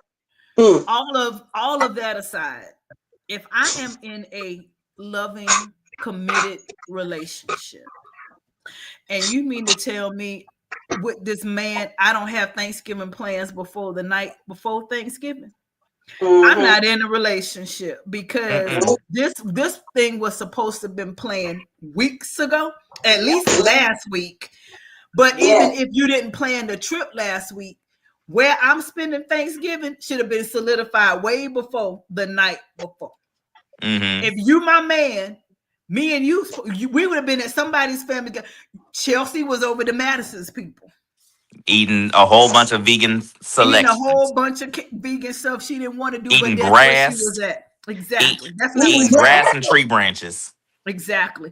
Naomi and Jacob was at the country club. They already knew what it's going to be and told his own family, well, we'll see you for dessert. They already got it planned out. Yep. But Kat bouncing around, you don't want to spend it with me, and you don't want to spend it with me, and nobody wants to be with me. And then you tell Tomas, I just don't want. Everybody hates me. I'm gonna go. And he goes, oh, well, let's go do this. You didn't have no plans for that. You was gonna be at somebody else's table. Like she said, oh, I thought you was gonna be with some people from the firm. Damn it, you got a woman. Why you spending Thanksgiving with other lawyers? That makes no sense, even for you to say, I thought you had plans. What other plans you got other than me? I'm your woman. We doing the horizontal hula. I'm at your Thanksgiving table. Period. You at my Thanksgiving table. What the horizontal hula. Woo! But I'm at your Thanksgiving and the horizontal hula. Exactly. I'm interested, but they can freeze tag. We doing all of that. No, We I got said all you that. said, you said Twister because I wrote that down. Yeah, but they can twist it. We doing all of that. Breaking hotel rooms. I done put you in the hospital, and you mean to tell me that you're not sitting at my Thanksgiving table, or I'm not at yours? There's something very wrong there. They don't even have enough. They don't even talk to each other enough. They really don't. That's screaming side piece. And a half. Side piece and a half. Side pieces celebrate on Black Friday Mm-hmm. and the day after Christmas, because they don't even get Christmas Eve. So you know where your man's loyalty lies. It's to which holiday you get. And Tomas was not going to. Tomas was very opportunistic here. You get Valentine's Day or the weekend before. Right. Did y'all notice how when Eva was talking with Isaiah, Tomas was feeling some kind of way? Yes, because he's another one that likes attention. He needs to feel a certain type of way. Tomas is all about Tomas. Period. Cat, he does not love you. He may have feelings for you. He is not in love with you, because when you are in love with somebody, every move you make, every consideration, every decision you make is with them in mind. Listen, I wouldn't take a woman back if she slept with my brother. I'm just saying. At that point, she's for the streets. And Tomas is for the streets. If you are, look. He is for the streets. She don't love him either. The only reason she wanted him was really because, and now it's her first piece. So she's like all in. But before that, it was just the main reason because she did not want Eva to have him. Yeah. That was it. And now because, we having fun, that's it. Is we having fun now, but that's all. And unfortunately, Tomas is the catalyst for a lot of the animosity between Kat and Eva, aside from the whole family thing, because only thing Kat can let come out of her mouth is she after my man. She want my man. She want my man. You know what I need? I need him to come up with because he was, that would be something. Because the way Bill was saying is if he said, we have to make the appearances look good. If Tomas has a wife in Puerto Rico, which we don't know about because he came there or he did whatever, and then all of this comes out and both of them, and that's gonna be ugly. But the money that he's supposedly sending back, appearances. He's trying to keep up appearances. And he told Kat that I'm sending money back home, at least to his family. Now, is it actually his mother and his siblings, or is it to is it child support? Child. Yeah. He already said he's been around the block a lot. And the point is this: if you've been around the block so much, Tomas, why you single? Why you hadn't had nobody that stick before now? Right. You are an opportunist. You are a manipulator. You are a narcissist. And the only reason Kat is so-called living her best life on Thanksgiving vacation right now is because moments before you walked in the door, Bill said, you need a family if you're going to make a partner. Yep. And you said, let me do this so I can get this. Look, you want me to have a family and you want to ear in the family, in the Dupree family. And notice nobody really likes Tomas, because you notice when they mentioned him, Nicole said, well, Kat's fond of him. She's fond of him. And that's how she left. I was like, oh, mother does not approve. She definitely, I peeped that. She did say that. Yep. Yeah. Kat seems to like him. Yeah. That's it. Nobody was all gung-ho about him. I think they were more gung-ho about Isaiah just now than they were about Tomas. Well, I hope it works out, because I would hate for her to get her heart broken. But Tomas, as of right now, you're a hoe and a manipulator, period. Yeah. Tomas is going to break her heart. It's not if. He's going to break her heart. I want better for Kat, because I think Kat has taken enough L's in this season. Yeah. I agree. Some of them are warranted, but at the end of the day, and when you scratch it all the way back, What is happening to her was not her fault. She got blindsided by these two people coming out of town, and she spiraled out of control. But I think Kat, for this moment, has taken enough L's, and she does not need Tomas to break her heart again.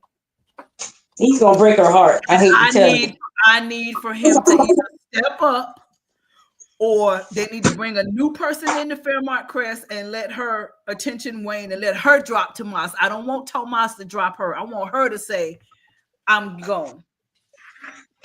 Because I think that Kat, in my opinion, has experienced enough heartache. My heart hurts for her. My heart hurts for everybody, but especially in this moment in the holidays, and the holidays mean so much to so many people. She took a big L between her parents and Thanksgiving. Her parents, Kat's parents, was the lighter. Tomas and Eva was the lighter fluid. Yeah. Yeah. And I blame Tomas for that. I blame Eva to an extent, but I blame Tomas for that because he knew what Ellie was doing. Just like Ursula said, he wanted his ego stroke. Now, Eva's not blameless because, yeah, he told you they're through, but they were just together yesterday. Like, nobody said you got to drop your drawers 5 seconds later. You could have said, okay, well, you can court me. No, like Shanice said, Derek, I am not going to be your rebound chick. I see you still got feelings for Ashley. And if you can't give me all or nothing, then I don't want you. We can just be friends. And that's where Eva should have come with it. But Tomas, and that's where I lost the respect for Eva because how she handled it. Not because she slept with him, but because it was like, blink, okay, here you go, legs open. Right. But that was a get back as well. And we talked about that. That was all about the get back. Yeah, it was a get back. Tomas, you are the catalyst in this situation, because even though you know that they got a rivalry, because you knew before you went over there how the sisters felt about each other, you needed your ego stroked in that moment, and you didn't care who got hurt and what the fallout was, because you got your 5 stars at the end of the day. You was like, okay, yeah, I still got it. But you did not care about the fallout of what would happen if Kat found out, or what would happen to Eva when you dropped her like a hot potato not 10 minutes later after you done got out the shower. Exactly. Eva ain't even had a chance to shower yet. She still got you all over her, and you done dropped her like a hot potato. Talking about I want to be with Kat. Yeah, Tomas, no, sir. And like I said, I'm only mad because the only reason this vacation happened is because Bill said, I need you to be a partner. That girl had a ring before 2025 ends. She gonna have a ring on her finger. She gonna have a ring. She gonna get proposed to at Winterfest. That's on the bingo card. Kat is gonna get a ring for Winterfest because Tomas want to make partner. Yeah, it needs to be a public thing so Bill can see it. Yes, that's exactly what it's going to be. A performance proposal, and I know all about what a performance proposal looks like. That's you gonna say that? That's gonna be a performance proposal. Yeah. Noki, are you saying that Eva is loose? Who said that? Z? No. Eva was easy access for Tomas, and she's easy access for Isaiah. She is easy access. She is. But speaking of that, just a moment, and then we're gonna let Keisha give the announcement. On the flip side of all of that, I do like Eva and Isaiah together. I do too. Yeah. Same. I think that energy is a good match for each other. Yeah. I think that they complement each other very well. And I think that Eva needs her own somebody, her own attention. That way her and Kat can be done. Right. Yep. I'm really tired of the whole Eva Kat scenario, like for real.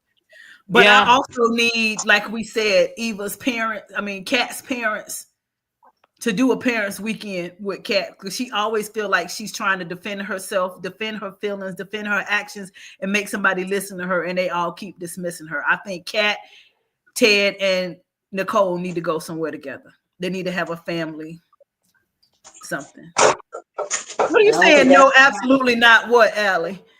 I think that they need to go together. I think the three of them need to have that moment. It would be nice, but I don't see it happening.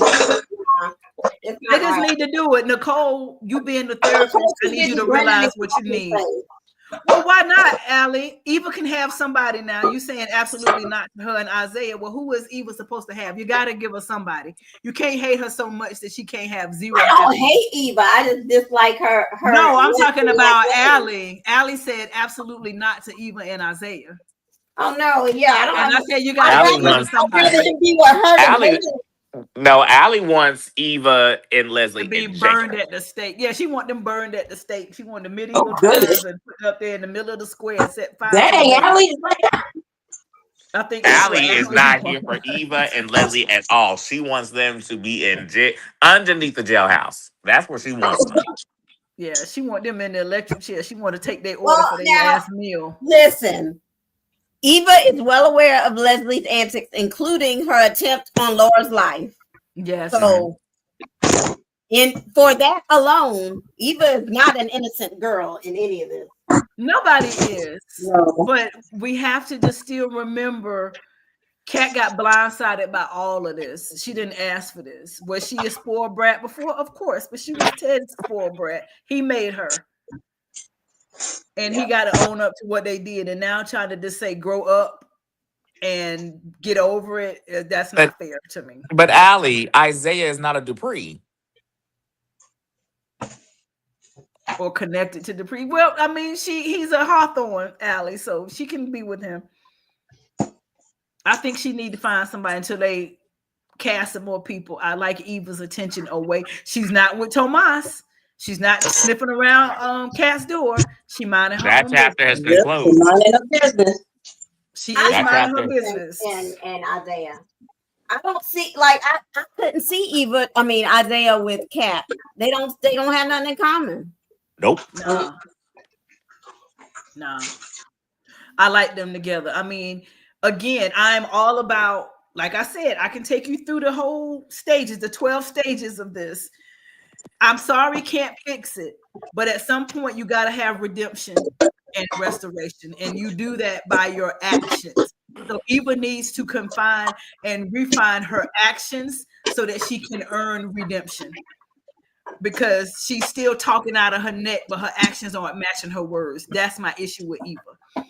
But now that Eva can go on and find her somebody and mind her business and think less about whatever Kat's doing and whatever, distance herself a little bit, she can start to work on her own redemption. And she needs to distance herself from Leslie too. And I know that's your mama, but you know your mama's still up to her stuff. She needs to distance herself from her mother. So I will agree with.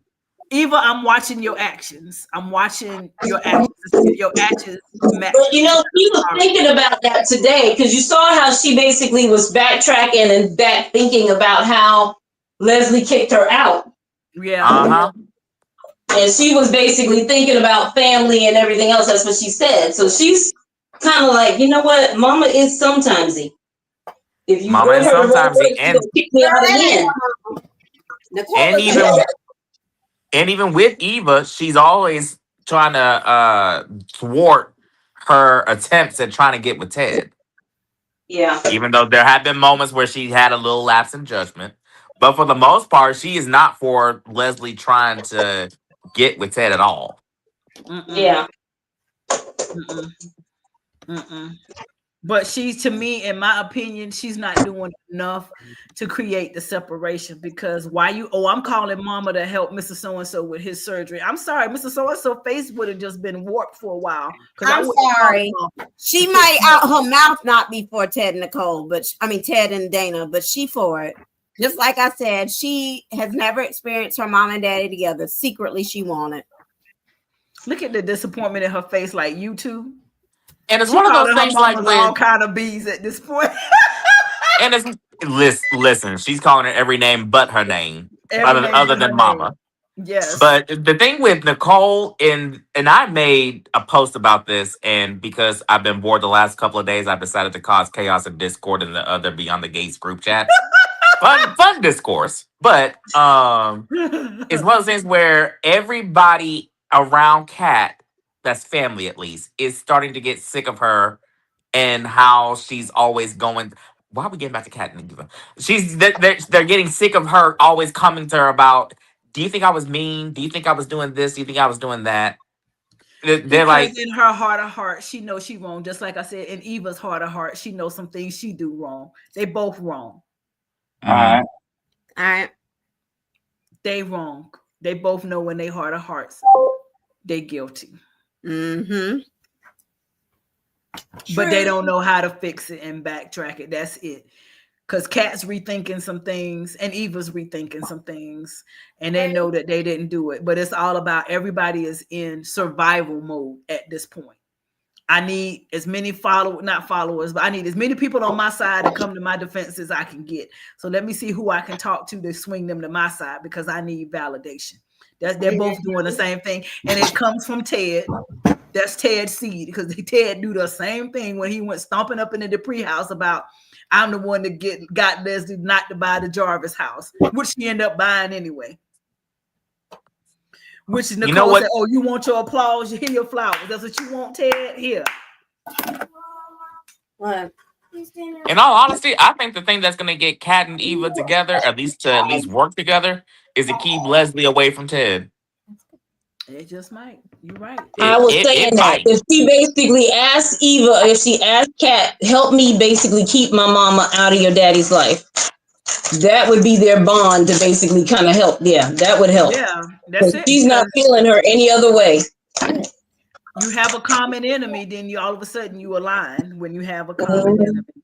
So I think that's what it. All right, so we're gonna take a break and do the trivia answers, and then we will Keisha will announce who's going home. All right. We'll be right back.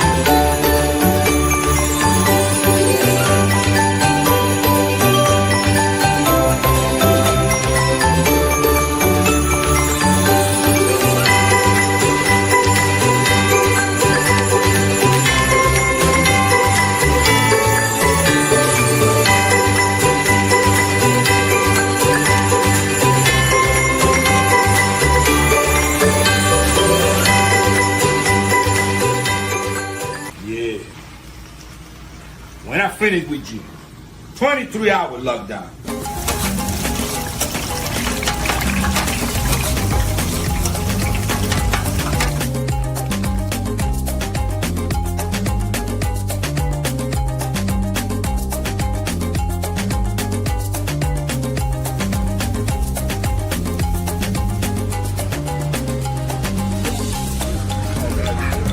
It is good. It's very good.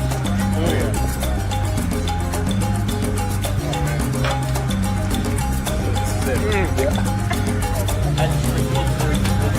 After cheese was really good, collard greens was fantastic. Hi, how you doing? Hey, how are you? Best empanadas. Oh yeah? Oh, yeah, you guys tried it?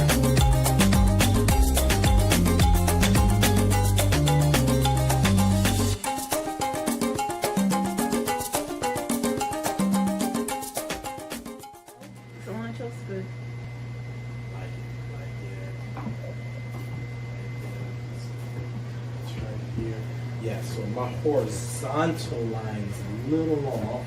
Oh, I'm sorry. Hold tight.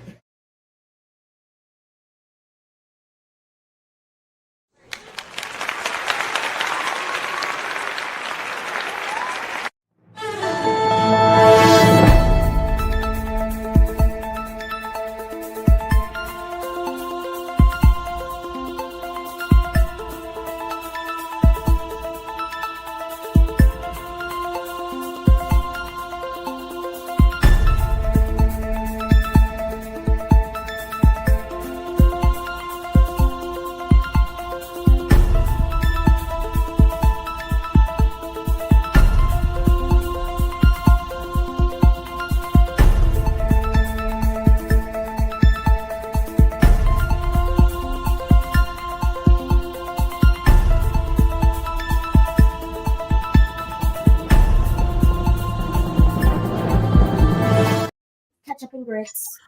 All right. So going back in the answers, Allie got the first answer right, and nobody got the second one right. Y'all, And pecan pies what? they were saying sweet potato. Yeah, and sweet potato. The answer was pumpkin. He said they keep giving her pumpkin instead of sweet potato. Mm-hmm. And everybody picked sweet potato for the answer. So I got you. I got you. You got to pay attention. All right. So Allie, you got the first answer right. So you get, this is it. This is the Thanksgiving week. This is the final entry. This is the final entry. And it goes to Allie. Woo-hoo. That's it. Done. Into the basket. Go ahead and put her name in here right now. Okay. Allie, you are in to go. So, what I'm going to do over this week is transfer everybody's name into an actual raffle ticket. Put them in there because that'll be easier to draw, and then we will draw the basket. I guess it's the first week of December. We need to draw the basket next week, y'all. Mm-hmm. Wow. And that way we can get it in the mail.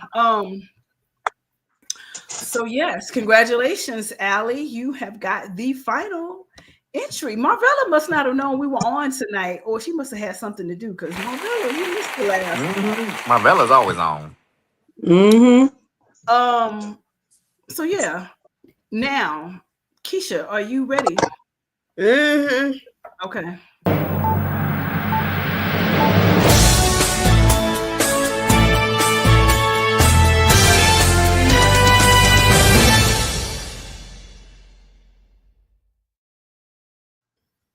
All right. Who's going home? I ain't got to lead up to this one. Bye, Tomas. Oh. Here come your ride. Tomas, your ride is here. See, I'm about to make a really bad taste joke, but I ain't gonna say that. But yeah, Tomas, it's time for you to go. You done caused all kind of mess between these girls. The only reason you are taking this girl on this trip and about to put this ring on her finger is for selfish reasons. You're a narcissist. You're selfish. You are egotistic. You are all the things that they have accused my good brother Donald of being, but you really are those. Wait. Wow. I must be minding my business. Cat Naomi was safe from nomination this week because she act like she had some sense. But did you peep how they said how radiant she was looking? That heifer pregnant. She don't realize. Yep. I heard that too. I was like, you look radiant. I'm like, radiant, she's glowing. Her hormones was all out of whack the last couple of weeks. That test was wrong.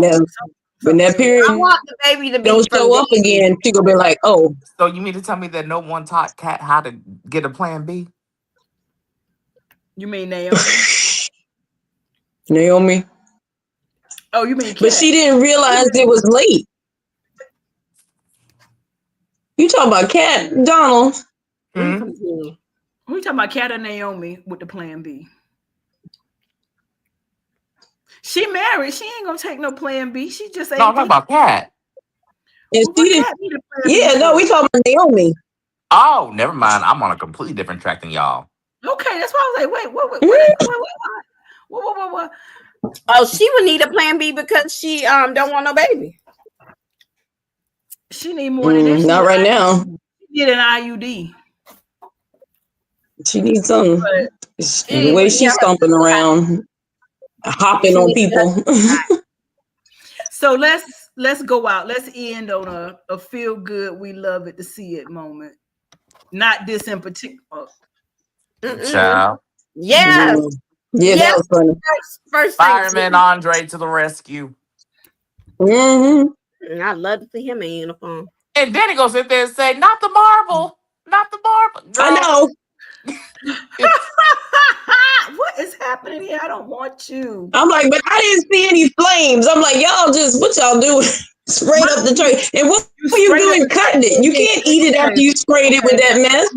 You just took it out of my mouth. I'm like, what you cutting it to see? Like, Maybe it's still tender. It's covered in whatever that chemical is. It's covered in fire extinguisher. Ain't nothing you can do with that turkey but throw it in. You can't eat anything. You can't eat that. The turkey is dead. It's gone. Yes. All you had to do at this point was pull it out the other instead of spraying it, and then you might could establish. Yes. But you done sprayed that thing down. Who eating that now? My question is, what temperature did Danny have that turkey on? That's the question I need to know. I don't know. Because I'm like, did she thaw it out? Because you still should be able to cut through it. I don't understand. So it must not be thawed. Not if it's completely charred. You can't cut it. Yep, that's what I'm saying. It's charred at the top and then the knife broke. So it's got to be frozen.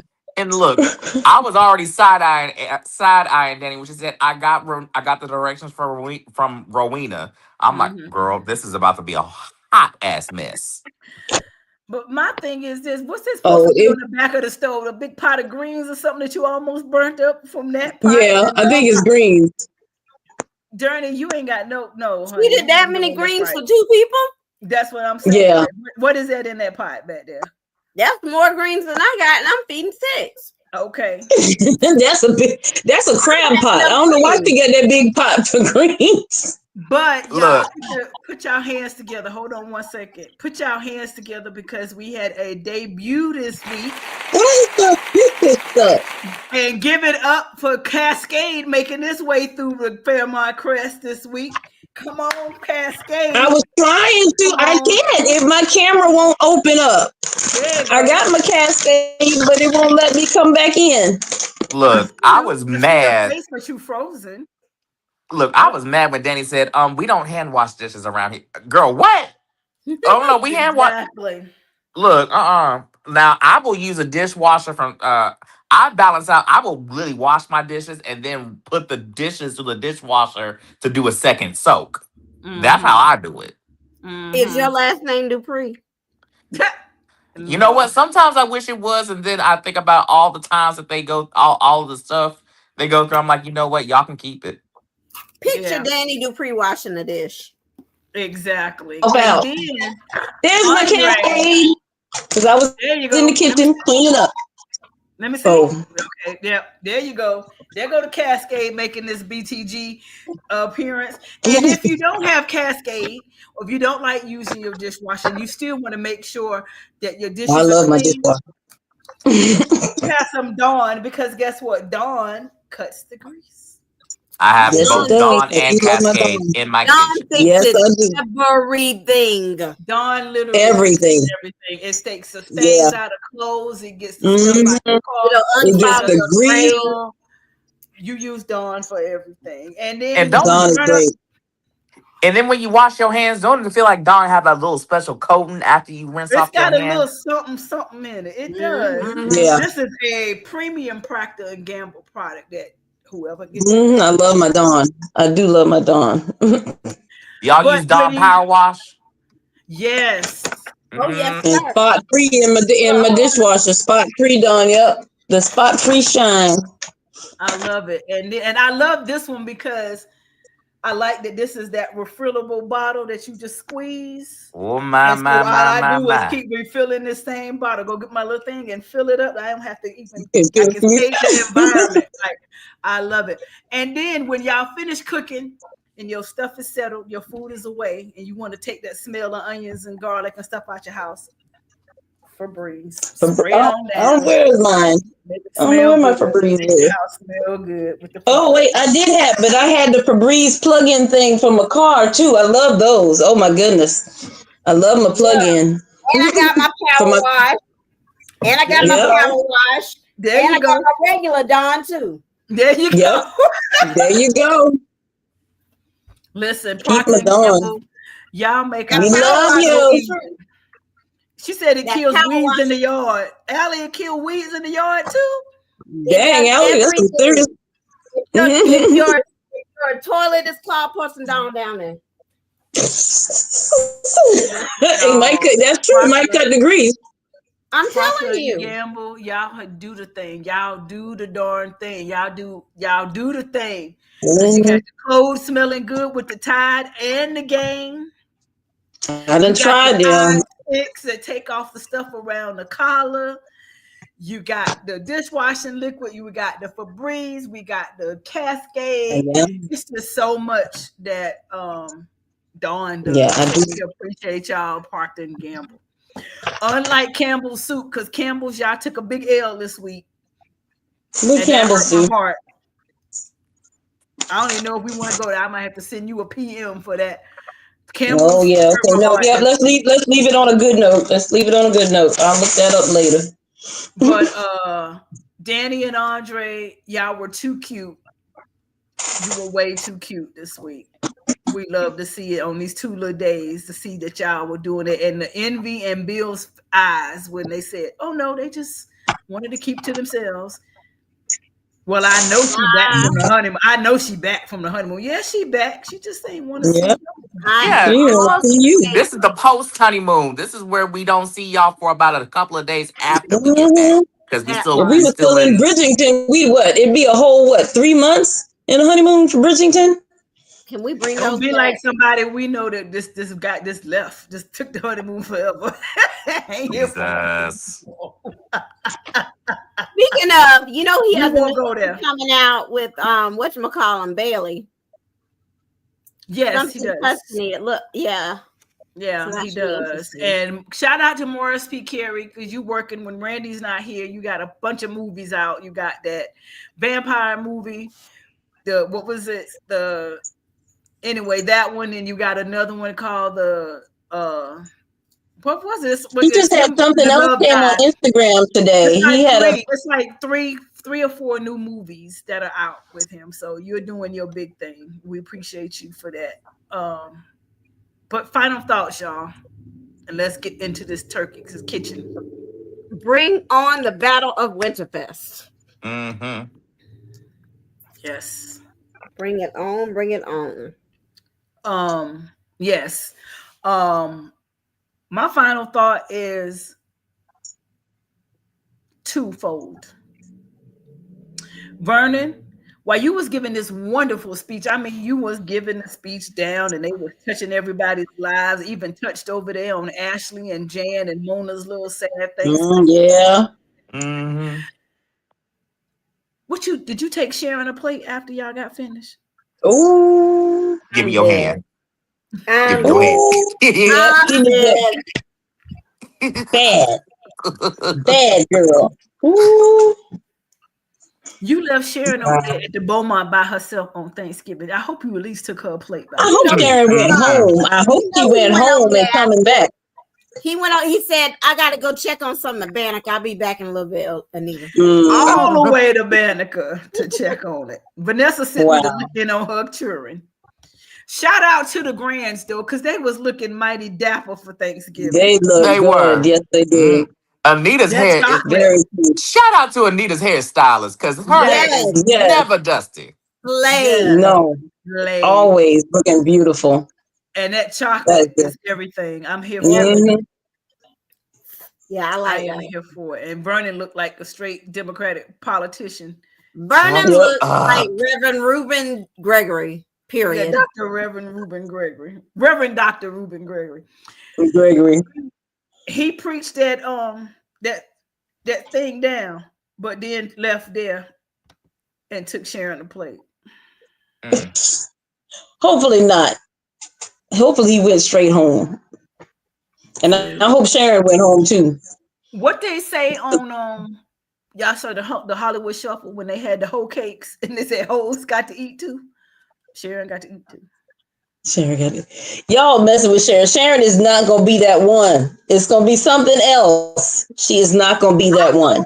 I hope for both of their lives that it is not that. I hope it's not. It's gonna be something else. It's got to be. My good sister Anita is gonna tear the club up if it is. Yeah, she will.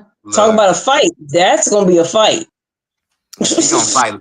Look, it's gonna. I honestly think it's gonna be a fight between Anita and Leslie Yeah. because Leslie gonna say something about Barbara and Anita ain't having it. Because we already seen Anita ain't ashamed to throw hands. She sure ain't. So when she done slap the one good time. She's from the South Side. Don't play with her. My final thought is, Elon, be careful. The Bible says, "Do not make your children anger." Mm-hmm. It does. Don't watch it with Isaiah. You don't understand Isaiah because you choose not to understand him. That's a good point. Mm-hmm. You don't let your wife and your middle child try to be the bridge between the two of you. Mm-hmm.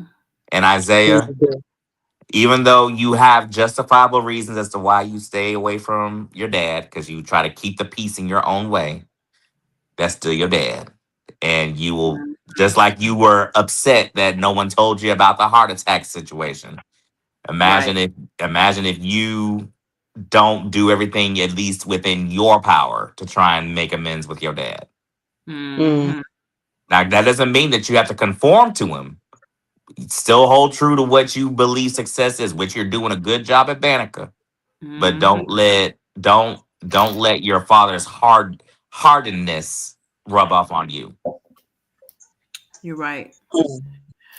Elon need a reality check. He need a kidney or something. And Isaiah the only one with a match. He needs something. It's something I totally wholeheartedly agree. It needs to be a come to Jesus. And speaking of coming to Jesus, somebody put in our group main chat questioning Mona's collard and mustard green concoction. Not questioning the concoction. The concoction, they called it. A concoction. They said in concoction. This hold on. Oh my gosh. Said, Mona, collards and mustards, question mark, question mark, question mark. And David says a multicultural Thanksgiving. Oh no. Cousins. I thought that was a strange combination too with the mustard and the collard. I ain't greens. saying I don't like. I would want, but they're cousins. I don't like mustard greens. I don't like turnip greens. Collard greens only. Now I will mix my collards and cabbage together. I love a good collard. Oh, girl, the bomb. I was gonna say I've had the collards and mustard. Have it mixed? I think I've had collards and turnips. I think I've had it. Yeah, maybe turnips, not mustards. It might have been turnips and collards and cabbage. The collards and cabbage is the straight up bomb. I'm sorry, that sounds like a stomach ache. Nah, it's all that in a bag of chips. I promise. I ain't gonna steer you wrong. I ain't gonna never steer you wrong. And you put the smoked turkey in it. I do love my cabbage, but yeah. So. Oh, I forgot to get me a turkey neck for my collards. God dog it, I gotta go to the store in the morning. You don't have a turkey? No, I do. You forget my turkey is at my mom and daddy house getting fried. Oh, okay. So why don't you ask them to take the neck out the turkey you already have? Just drive it. I'm gonna ask them to call mom and tell her I need a slither of that. That would be better. I can use my ham. Yeah, you can do that too. I got a ham. I'm about to put my ham in the crock pot before I go to bed. Keisha, your Thanksgiving dinner ain't gonna be ready to 8 o'clock tomorrow night. 10 o'clock. All right. How it won't? I'm going. Now let's don't take that long to cook. 3 o'clock. Yeah, eating at 3 o'clock. My final thought is I just need Ted to, we've been fussing at Ted for the longest time to wise up and basically show some kind of, I don't know what he's doing with this whole relationship. He's messed up since the beginning, but I don't know how he's going to fix that. But he needs to basically give more attention to his daughter. So if he could basically give some more attention to Kat and help her feel a little bit more loved, but he's going to have to just kind of pace himself with Eva trying to join the flock. That's not going to happen that simply. So just let it go and just let it run its course so that it can you can try and build the bridge, but don't try and rush it. It's not going to happen automatically. Yeah, Eva waited 20-something years. She can wait a few more. She can wait a little bit longer. She can wait a little longer. It's not going to happen like that. It doesn't. And dynamics between, I don't have a sister, but y'all do. And the dynamics between sisters goes up and down all the time. So their their up and downs, y'all are trying to basically rationalize how many years of up and downs with their sisters, that relationship in what, 3 to 6 months? Yeah, that's not gonna happen. And it's not even a sister thing. As a person who has dealt with finding out about a sibling later in life, it takes time to get used to it, first of all. And add in the fact that there's all this animosity over the fact that this girl's a part of destroying her family. So forget the fact that, first of all, I gotta get used to you even being here. Then the way you got here on top of that. That's where the animosity comes from. But because I mean, with mine, I don't think I found out about another sibling, but I didn't even. I really have not recognized the sibling enough to basically, So that's what I'm saying. It takes a while. Like I found out about mine, probably about 6 years ago. Was it? And I mean, I thought it was still about 3. I think it's because the kids were little. Because I have pictures of them all being little when they came down for Easter that year. Okay. But I say all that to say, we don't have any animosity. There's nothing but love, but still getting used to the idea. I've been the oldest my whole life, and then until I wasn't. You know what I mean? So I mean, you have to give it time to get used to a change in that dynamic, and then factor in all the bad bullshit that went along with that with this particular family. We don't have that, but they do. Yeah. So you got a total change in dynamic plus the bullshit.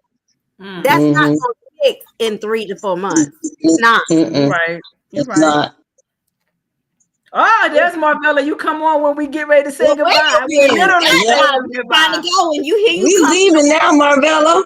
We've been here for 2 hours and 11 minutes. That's right. Yep. It's time to go. We got to cook this. No, we need to do. We love you, but we got to go.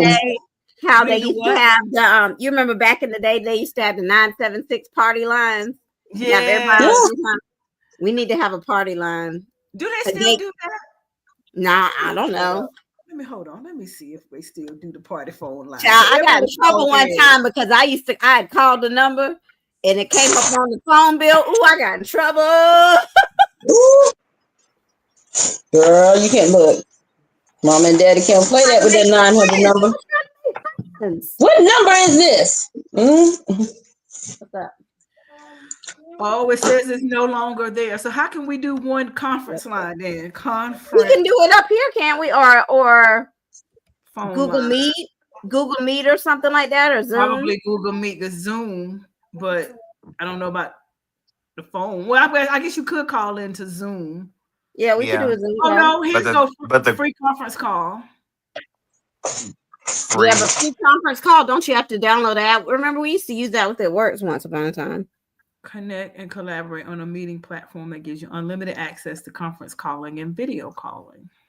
Oh, let's have a gatekeeper's Friendsgiving call. I'm down for that. That would be cool. Let me see. Let me set. Y'all better get in line and start commenting so y'all can be a part of the Gatekeeper of the Week fam, because we love it here. Listen. We sure do. We got our own chat, y'all. And it's everything. So y'all better get on in. We need more men in the group chat, though. In the Gatekeeper. We promise that we will do our best to welcome you into the family and not have any animosity towards you as a new family member. Listen, I think that's Kat's. I think that's Kat's role. They did, Marvella. We're not thinking about the original sin, but the way they came back in, they blew it up. And what Eva should have done is pull Ted aside and say, "This is what my mama planned to do." When you know what you got history, so I suggest you tell Nicole before my mama get to tell her. Yeah, the original sin is there, but the malicious intent to expose the original sin is the issue. They didn't have to do it in public at their anniversary party. That was just nasty.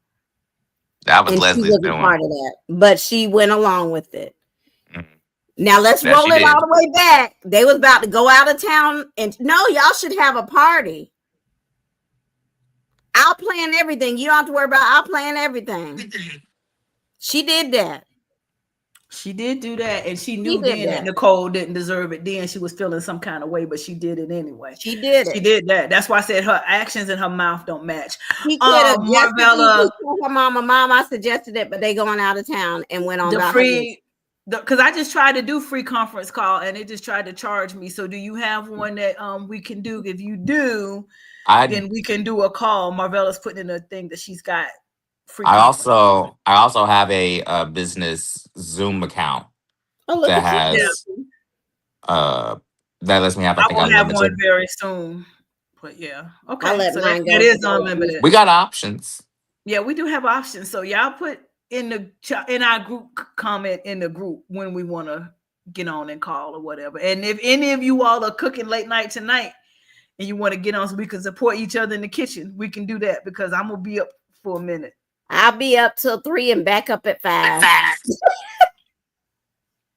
I will wait earnestly for someone to tell me that the food is done so I can eat. Look, are you at least going to bring the paper products, Donald? I have been told that everything is taken care of. Now I can cook. Don't let that get twisted. Okay. But I've been told to bring my appetite. Just bring your stomach and that's it. Mhm. Okay. Well, that's all you need to bring too. That's good too. We got 2 caterings to do. And my husband kicked me out of the room. He said I'm too loud. We kicked you out. Well, Marvella, in our chat, put the number up, and now y'all, we decide when we want to call each other. And are we getting on tonight while we cook? I'm down. Well, while Donald watches us cook. I'm about to go back and I'm about to go and play my Nintendo Switch. What are you playing on Switch? What are you playing on the Switch? I was playing Zelda Age of Calamity, but I played Super Smash Brothers, Mario Party, Mario Kart, Super Smash Brothers. Lord have mercy. See, I don't even play my Switch. I need to play it, but I don't have. I've got Mario Kart. I've got. I don't know what we got. I like playing like the Nintendo games that came from the Wii, the Nintendo Sports and stuff like that. I like playing. I have that thing sitting over there. I haven't turned on my Wii in I don't know how long. My Wii got struck by lightning.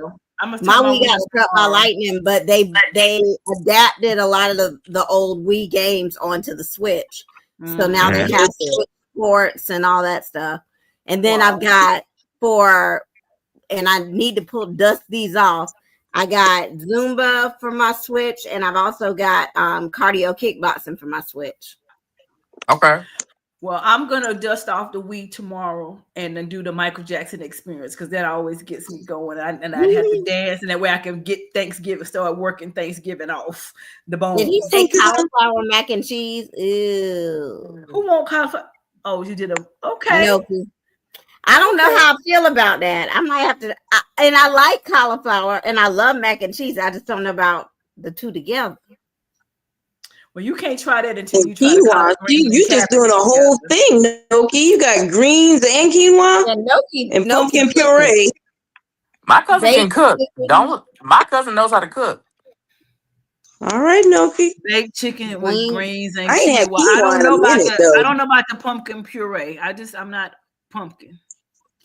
The only thing I like you put with the puree though is it just the pumpkin and then it's just like it's like a souffle kind of, not puree, it's to puree. My client this morning, I was doing her facial. She's doing homemade cranberry relish, she called it. It sounded good. I said, well, let me just be honest. When you said cranberry relish, I was like, why is we putting cranberries with pickles? I'm confused. But there's no relish in it, apparently. That is taking me out. Oh my God. Let's end this stream to the public if y'all want to. Yeah. Bye, y'all. Father God, we thank you. Thanksgiving, everybody. Let me pray us out. Father God, we thank you for your blessings and your covering and your protection. We thank you for every single person that is attached to us. We thank you for everyone that is on this live right now. We thank you for everyone that has blessed our group with their presence, Father. And we just thank you for where you're going to take this podcast and our members into next year, Father God, and how you're going to continue to elevate us, God. And we thank you for our families. We thank you for friendship and fellowship. In the name of Jesus, amen. All right, everybody. Amen. Holla. Bye. Bye. Cook together. Okay. Oh, don't. Donald said bye. Bye. Oh, Donald sorry. out. Bye, y'all.